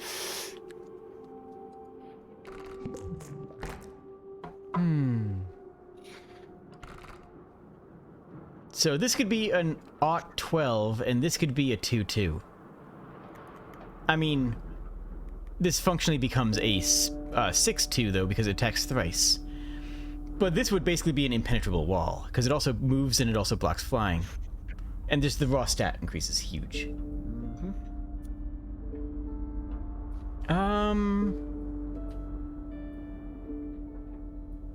I'm thinking that this is just too good of a tank to pass up, huh? Okay, wait, is this... What, an empty space? Yeah, I think, yeah. Impenetrable wall, let's go. You may want to avert your eyes. So, I agree with what Iggy said, where that would be... Oh, sorry. You now have but one more man. It is stronger. I think Urayuli is like insects. If we have a way to cheat out massive numbers of insects like we have, I'm a big fan. Sliding 1 or 2 insects into a regular deck, I think is bad. Likewise with the Urayuli. If I had goats for bonus blood, or if I had a way to cheat a card out of my hand, without paying its cost, then sure, yeah, Urayuli would be great to build around. But as a random card that happens to be in my deck, Not a fan. Stinks we only got one out of that.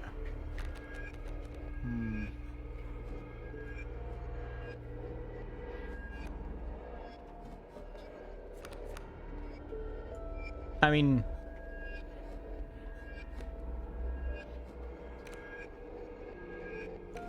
yeah, that seems good.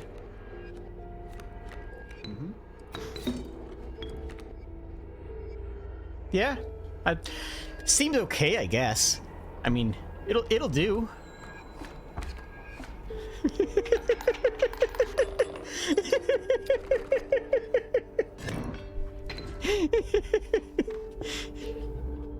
Sorry, just... oh, we get another mushroom party. The pernicious vulture, the tyrant of the skies. Oh, we didn't get any doubles. Dang, dang, dang, dang, dang, dang. Well, hey, you can always do the clover. Done. The covetous magpie. You can fetch any card in your deck. The sadistic pronghorn. Woe be to those that meet the end of its antlers. Honestly, yeah, magpie. We have a huge deck, right? This is a big deck. Getting to tutor would be more useful than anything else. And I guess we are getting our double Mantis God.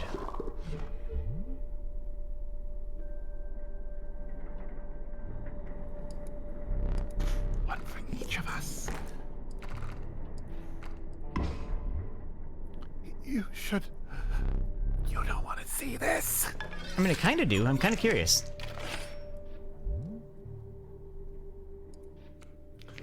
Is it better now?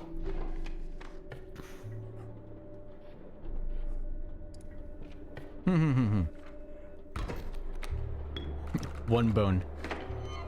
Only one bone in that entire thing. What is... oh, okay. Mole Man, Moose Buck. Do I have anything funny? I do have Mantis God. I could just Mantis Party. I really want to see what the larvae is, though, huh? Try out the larva. You might like it. Put it behind the snowy fur. Give it some time to do its thing.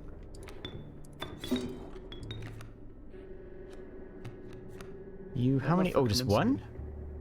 Yeah, but it's enough for him to be able to, like, do damage to the guy when he gets attacked, and it'll block an attack for a short bit. It's enough to cheat out a Mantis God turn 1. True, but you want to see what Strange Larva does, right? Yeah, okay, that's true.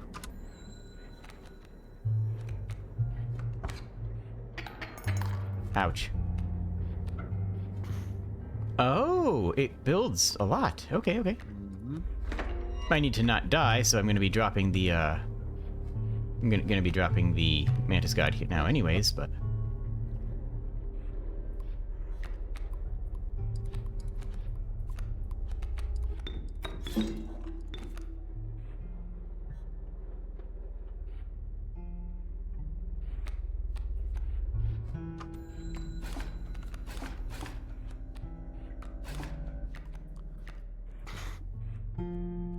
oh my gosh, I love it. Yeah. Mothman is awesome. Hey, it's a puppy. Is that going to change every... oh, so that's going to be a random card that changes every time we play it, I guess? Correct. Yeah, okay, that makes sense. I mean, 7 is just going to... no, actually, it might not. Oh, that's right, it blocks flying. Oh.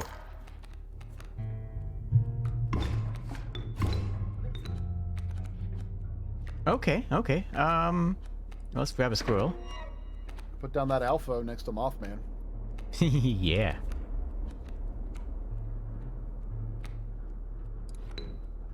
Is there any other one costs? Nope, just all ants. All ants all the time. That gives us enough. Yep, gives us exactly enough. Hey, so, what if 8 to the face? Okay, that thing rules. I love it.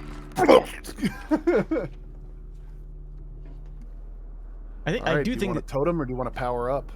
I mean, we're not changing the totem. The totem is too good. well. What was that? You got the total. You got. You could do the possession thing, or you got the power up thing. The power-up thing, you mean this thing, right? Yes. That's either strength or health.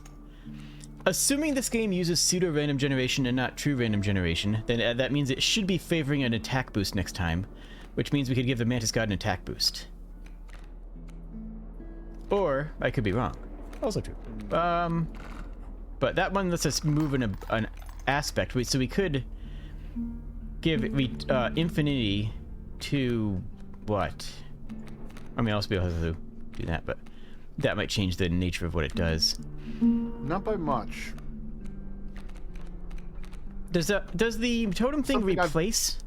Something I've done, well, like, okay, well, I'll put it this way: for the totem, you can like replace the ability from the squirrel to something else, depending on if you end up getting something a lot nicer. But for powering up, even though if you end up powering up the strange larva, all of the buffs that you give it carry over to its other evolutions. So if you gave it like 1 attack power, it'll still have 1 attack power until it's Mothman, then it'll have 8 attack power. Okay, so if we do health on the larva, it'll make it more survivable in its later forms. If we do attack on them, we put it the Mantis God because Mantis God. Yeah. Makes sense to me. So I think we want to go for that then. Which means we're taking the totem piece. Which means we're just... Oh, wait, that's not a totem piece. It's one of this stuff. I'm going to fish for the gecko. Oh, it's an adder. Boo.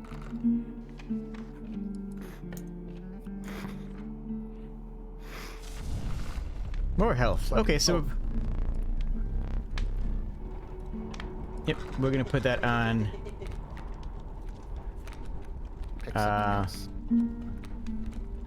Where is it? Oh, there it is. Yeah, we're gonna shove that on the larva. I assume that there's some creature that you could put here where they just immediately devour it. Like, I wonder if there's a sheep or if there's like some other, like the goat maybe. I have to assume there's something that you put there that they just jump on and go, no, that looks way too tasty. You took the familiar sights, but something was different. The once friendly man now beheld you with a steely gaze. I'm afraid I must be skinning you today. I mean, we had an absolute ton of gold pelts, so, you know, makes sense that we got this guy's attention, real talk. We got smokes. We could cheat out Wolf, but honestly... So,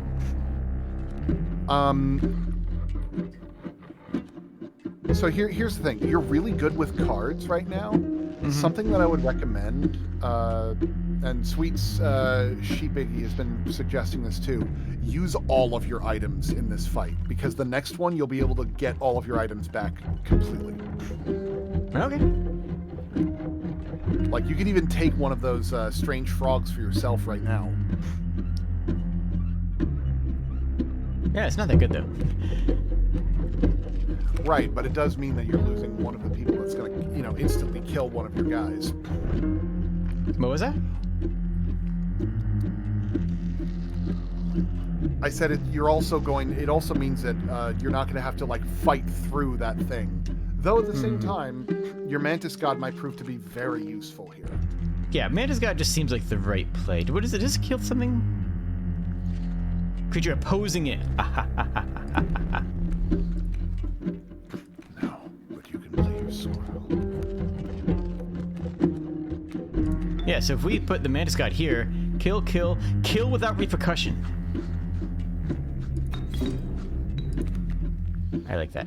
And we can, we could put the smoke out, but no real need to right now. Oh, I forgot that spawns a trap. Oh, heck. That's fine. So why don't you angler?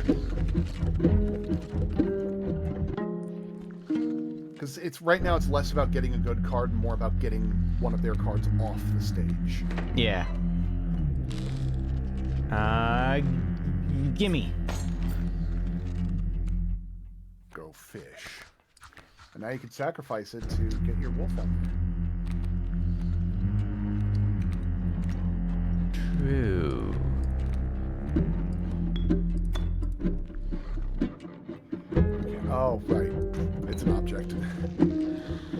My False.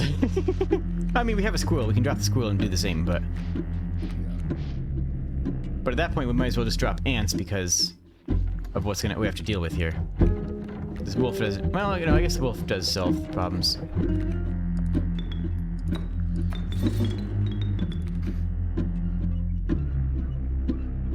Oh no, the wolf is going to kill the steel trap before the mantis god attacks. The wolf's pretty tanky anyway, so... That's true. Well, I mean, no, not tanky because it's about to get... well, no, the trap does nothing. Never mind. Yep.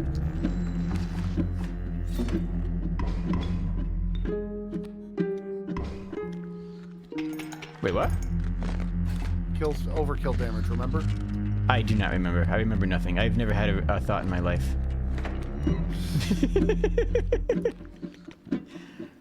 Well, speaking of overkill damage, let's go.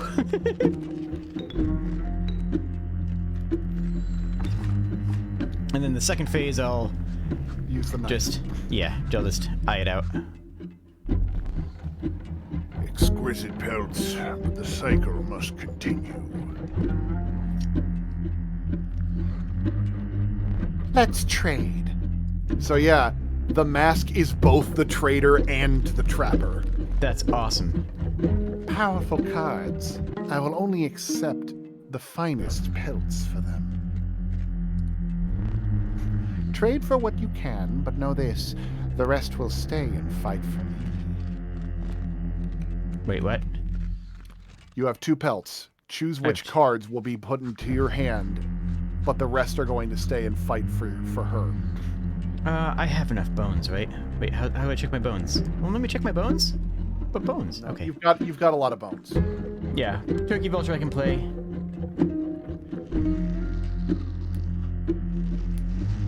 Don't know what that thing's jazz is. Bell ringing, proximity to the bell. Oh, got it. I might just deny her the grizzly, huh? Yeah, the great white, actually, this has no extra effect at all, because it goes underwater, so it can't block. Yeah, I'll deny her the grizzly. I would have chosen differently. Yeah, that's why you're about to go down. Oh! Sorry. Yeah, squirrel time. Alright, so... Wolf eats these 2. This thing is gonna kill Wolf. Before you do the thing, though, do the knife. Oh, right, knife. Knife party. Ow! Jeez. Yeah, I've never actually seen the second phase of this fight, remember? It's a little weird, but it's cool, right? Yeah. I actually could play the No, I can't get blood out of that. Well, I could drop the squirrel. I could actually play the grizzly, but I would sacrifice the wolf, and the wolf does too many damages. And bells are not useful. It is a flying grizzly, which... You know what? No, it's fine. Okay, never mind. We play the grizzly. Yep. Guys, that's just an instant win. Yeah, because that would get you through it.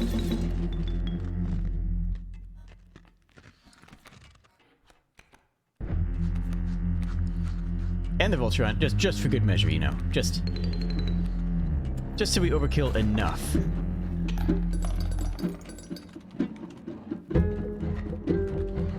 Yeah, last time this is where we got too fast. 1 second. No rush. Ignite.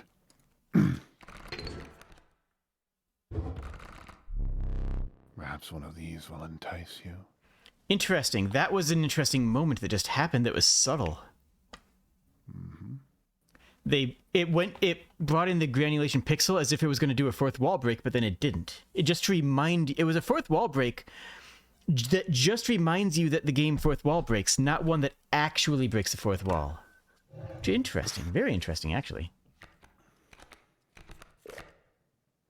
Ooh, good solutions, but I'm partial to Child 13, but that's me. I mean, I like the Gek. What can I say? The Gek is just a good lad. That. a new eye. All right, give me an interesting. Damn. The only interesting eye is the goat eye. Yeah, for now. I'm sure there'll be better eyes later on. Maybe. The choice is final. The mystery of the trapper and trader occupied your thoughts as you wandered onwards. A light in the distance caught your eye. A moment. The item box. Real quick. Is anything here goat related? Well, I don't think there's anything goat related that I can recall. No, not right now. Maybe, well, this thing. Nope. Hey. Sure, why not?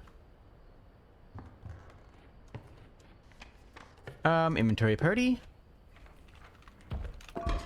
Give me knife. Oh. Deem it necessary, you may cut up one of my cards with these. I mean... Notice how you already got your knife? Yeah, but... Look.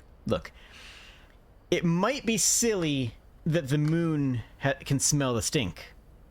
But I think it's perfectly reasonable to cut up the moon. Go for it. Oh no, you can't use that. Yes. Take him. Get okay. up. I don't know what it does, but it's got to do a ton of stuff. The warm light of the cabin cut through the thick fog. Surely your tribulations ended here. We need to set up another chat stream where we're just hanging out as opposed to, you know, games. Because this is an awesome game and I'm loving it, but we have a lot of things to say. Alright, make your way forward. Oh, right.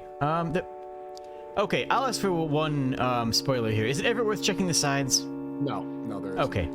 Because I checked every single one last time. It's like, and it feels like the kind of situation where at some point that will do a thing, you know what I'm saying?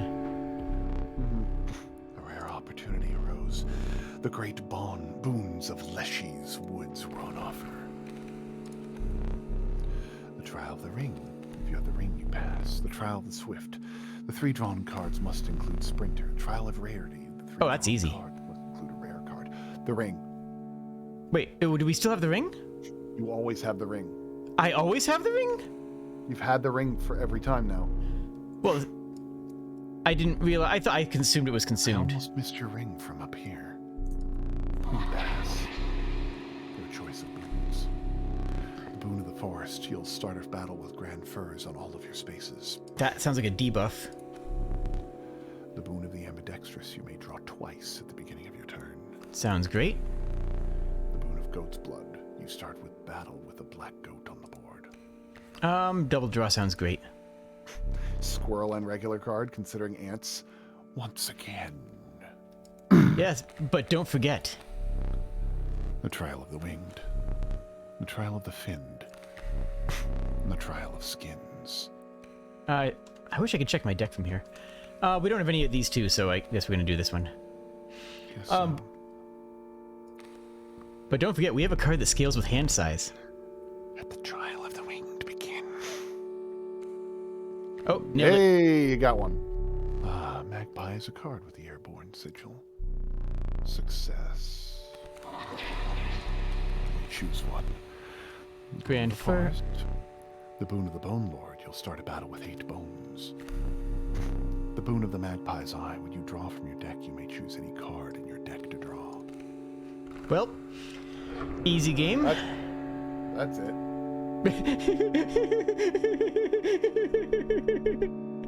Oh, right. I have to All move. right. Hi, buddy. You managed to get both of my boons. What can I say? It's skill check. I rarely say this, but I am impressed. You've been a worthy adversary. You haven't. It's been real easy. But unfortunately, I must soon put you to death. I mean, yeah. We know how this goes. Now, Leshy awaits. Come at me, bro. Hi. You're back. Hey, how you been? Sit. Oh, okay. I mean, I thought I was sitting, actually, but... Well, looks like I'll have to beat him again. Oh, how I relish this moment. Relish.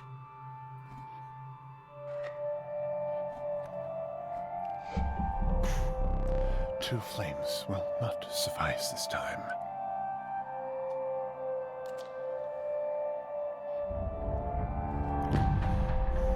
First turn, use the failure. Gladly. Great draw.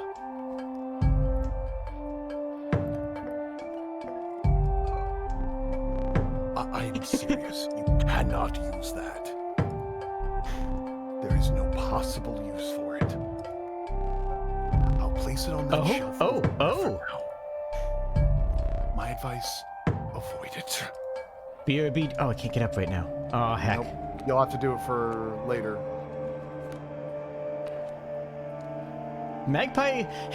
Magpie has gone down in value significantly, huh?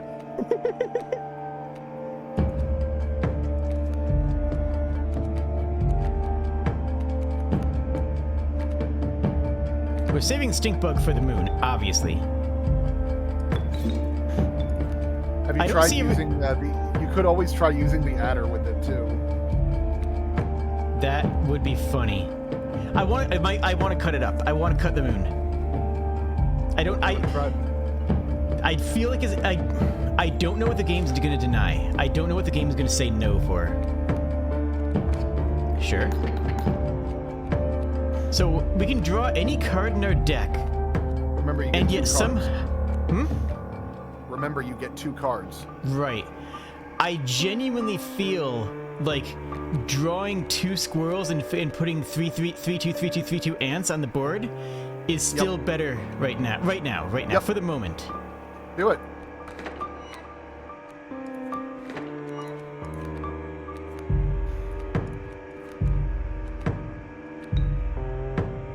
Yeah, because this kills the amalgam.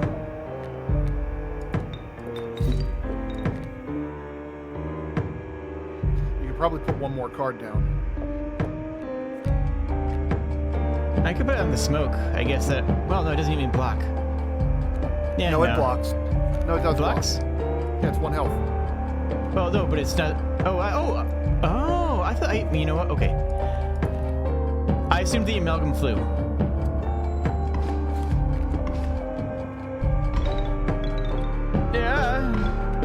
No. Dang it. My precious... Okay, well, we need a squirrel just for stuff's sake. Remember, you can take any card out of your deck. I'm just trying to think of what's gonna fix things. Because 2 gold nuggets is terrible. So I can only be something. It has to be something that can cast with 1. Bullfrog. Yeah, it's gonna be the bullfrog, huh? What about Kaminsky? Or Reginald? You've got a shit ton of bones. That's true. I do. And the Gek. I do have the Gek. I can never deny the Gek.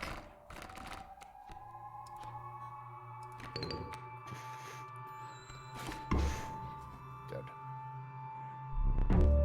All stale, hard chews.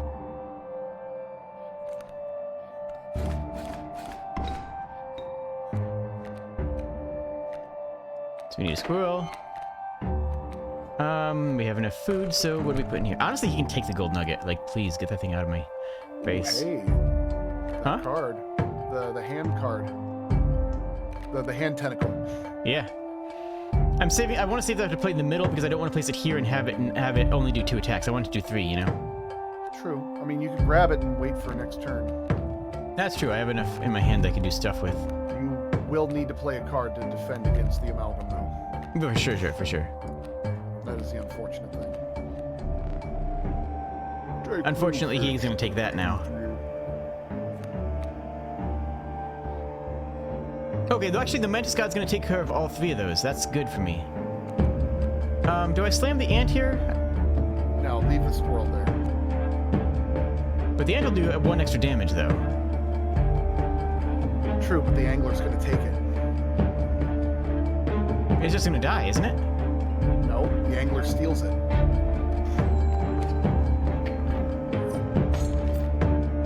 Oh, that's how it goes. Okay.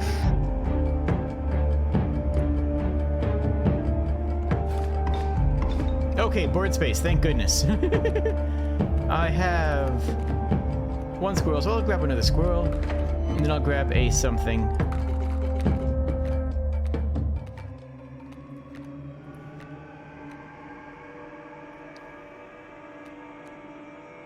I kind of want to start prepping the larva, huh? Yeah, let's start that larva. I mean, right now I'm going to be dropping mantis Your, tentacle. Hand card. Yep. And then put down the larva. Yeah.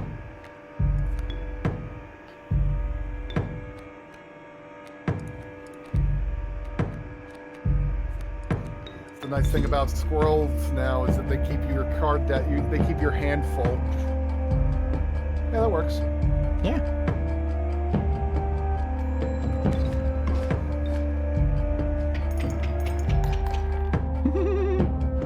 That's one. Is he gonna kill it now? He's gonna kill my cards, isn't he? Soaked forest bed gave rise to shadowy figures, gasping for night air after their long and torturous slumber. Ah, yes. I remember that one. Okay. I'm just gonna. I want to grab this thing, see what it is. Yeah, it just genuinely is a random card, huh? I mean, we just immediately wreck his face. Huh? You are fine. Yeah, we're golden. Everything's great. Not even a thing in the world to worry about. I don't even need to, I could play the squirrel. Why not? I'll play a squirrel just to taunt him with a squirrel. That's why. That's just BM. I'm playing the squirrel for BM.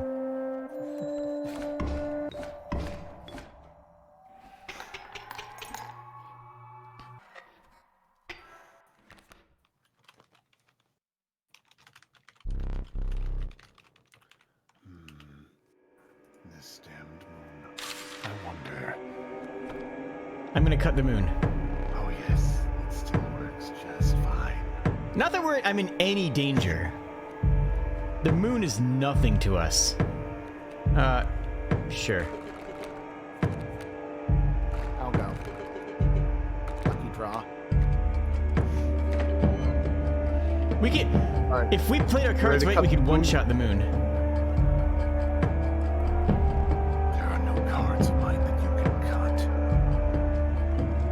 Aw, but... Oh, come on. Aw.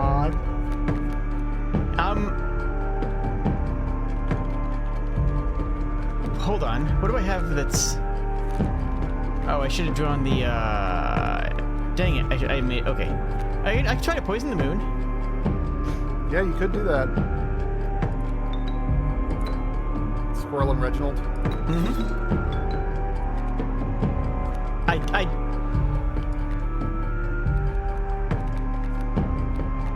I can play the stink bug too, but I'll just take the damage because we're gonna. It's fine.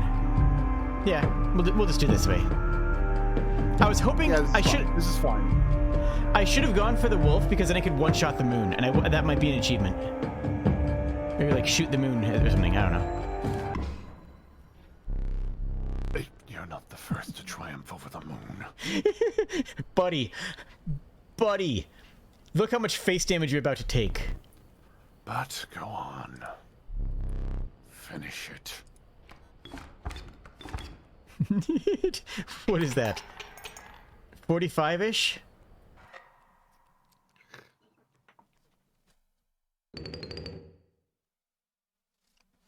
We had tons of overkill that entire time. You did good. You had won the respect of the strange cabin's inhabitant. Your body quaked as the adrenaline of the battle subsided, leaving you with a gnawing hunger you had not eaten for days. I actually forgot to eat today. Huh. Is it not so? Actually, it kind of is. I forgot to eat. Woo! Surely this food will please you. I took extra care in preparing it. Really? This does not meet your standards. No, it looks good to me. Let's go. I'm in. Very well. Is that supposed to look unappetizing? Stand there. Okay. Ooh, the camera. Mm-hmm.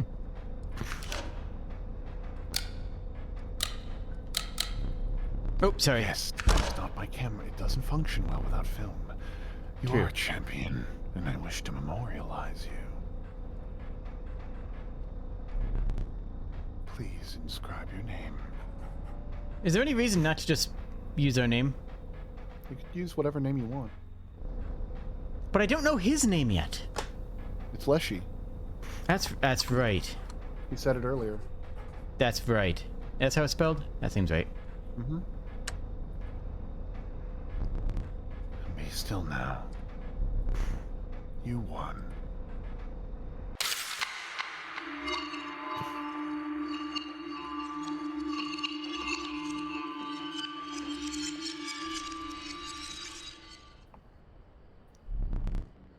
Another challenger approaches. Your predecessor defied the odds and defeated me. It is unlikely to happen again. I don't know. I'm kind of good at games. Your starting Ooh. deck. Stoat looks a lot worse for wear, huh? His ears are disappearing. And stink bug's not looking like a stink bug as much. But hey, back out real quick. This A will be stink good bug never point for us to really... conclude, but let's look around. Oh. Oh, hello. I do relish snuffing out your excess candles before boss. Perhaps you will now enjoy it as much as I do. Huh? Okay. The mushrooms are here now. Because we've seen them. Oh! Friend! Oh! The pain is unbearable! Even after all these years! What do you want? I have very little to live for these days. I watched that dagger do its work. Yeah, it's kind of... For a moment, I felt that my misery had company. Oh, buddy. It does. Oh, but it had its own noble purpose. So do you. You're green. Surely a step towards freeing Master. Oh! Watching the angler lose. Now that soothed my pain. An old rival of mine, that fisherman. He bested me this time, but I will have another chance. Nice.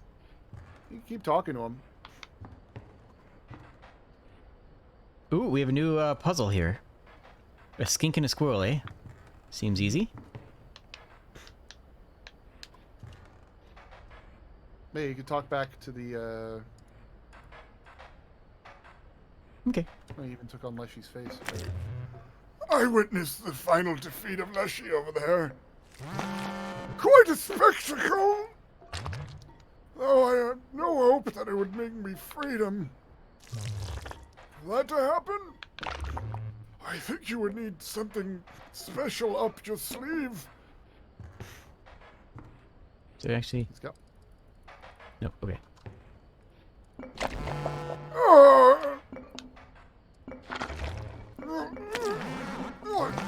Oh, the agony!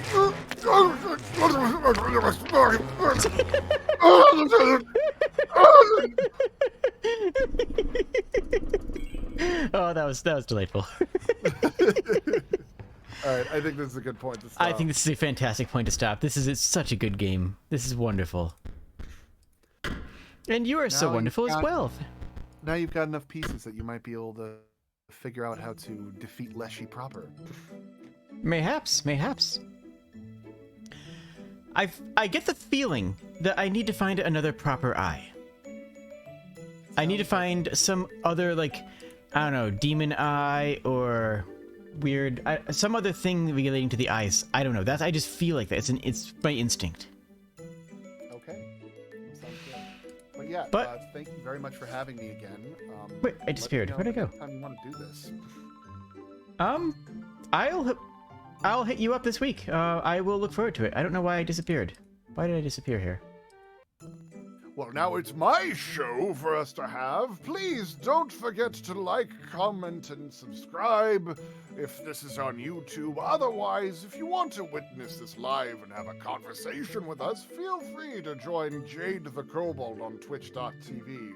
While I practice being more on streaming services of this caliber, I will try to make it entertaining as well. But thank you for attending Inscryption.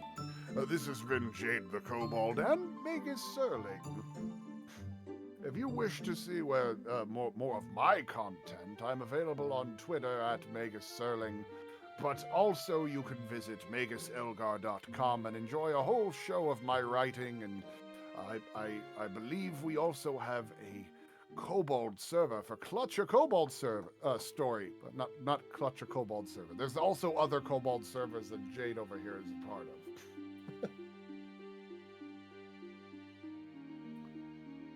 I think the stream stopped also.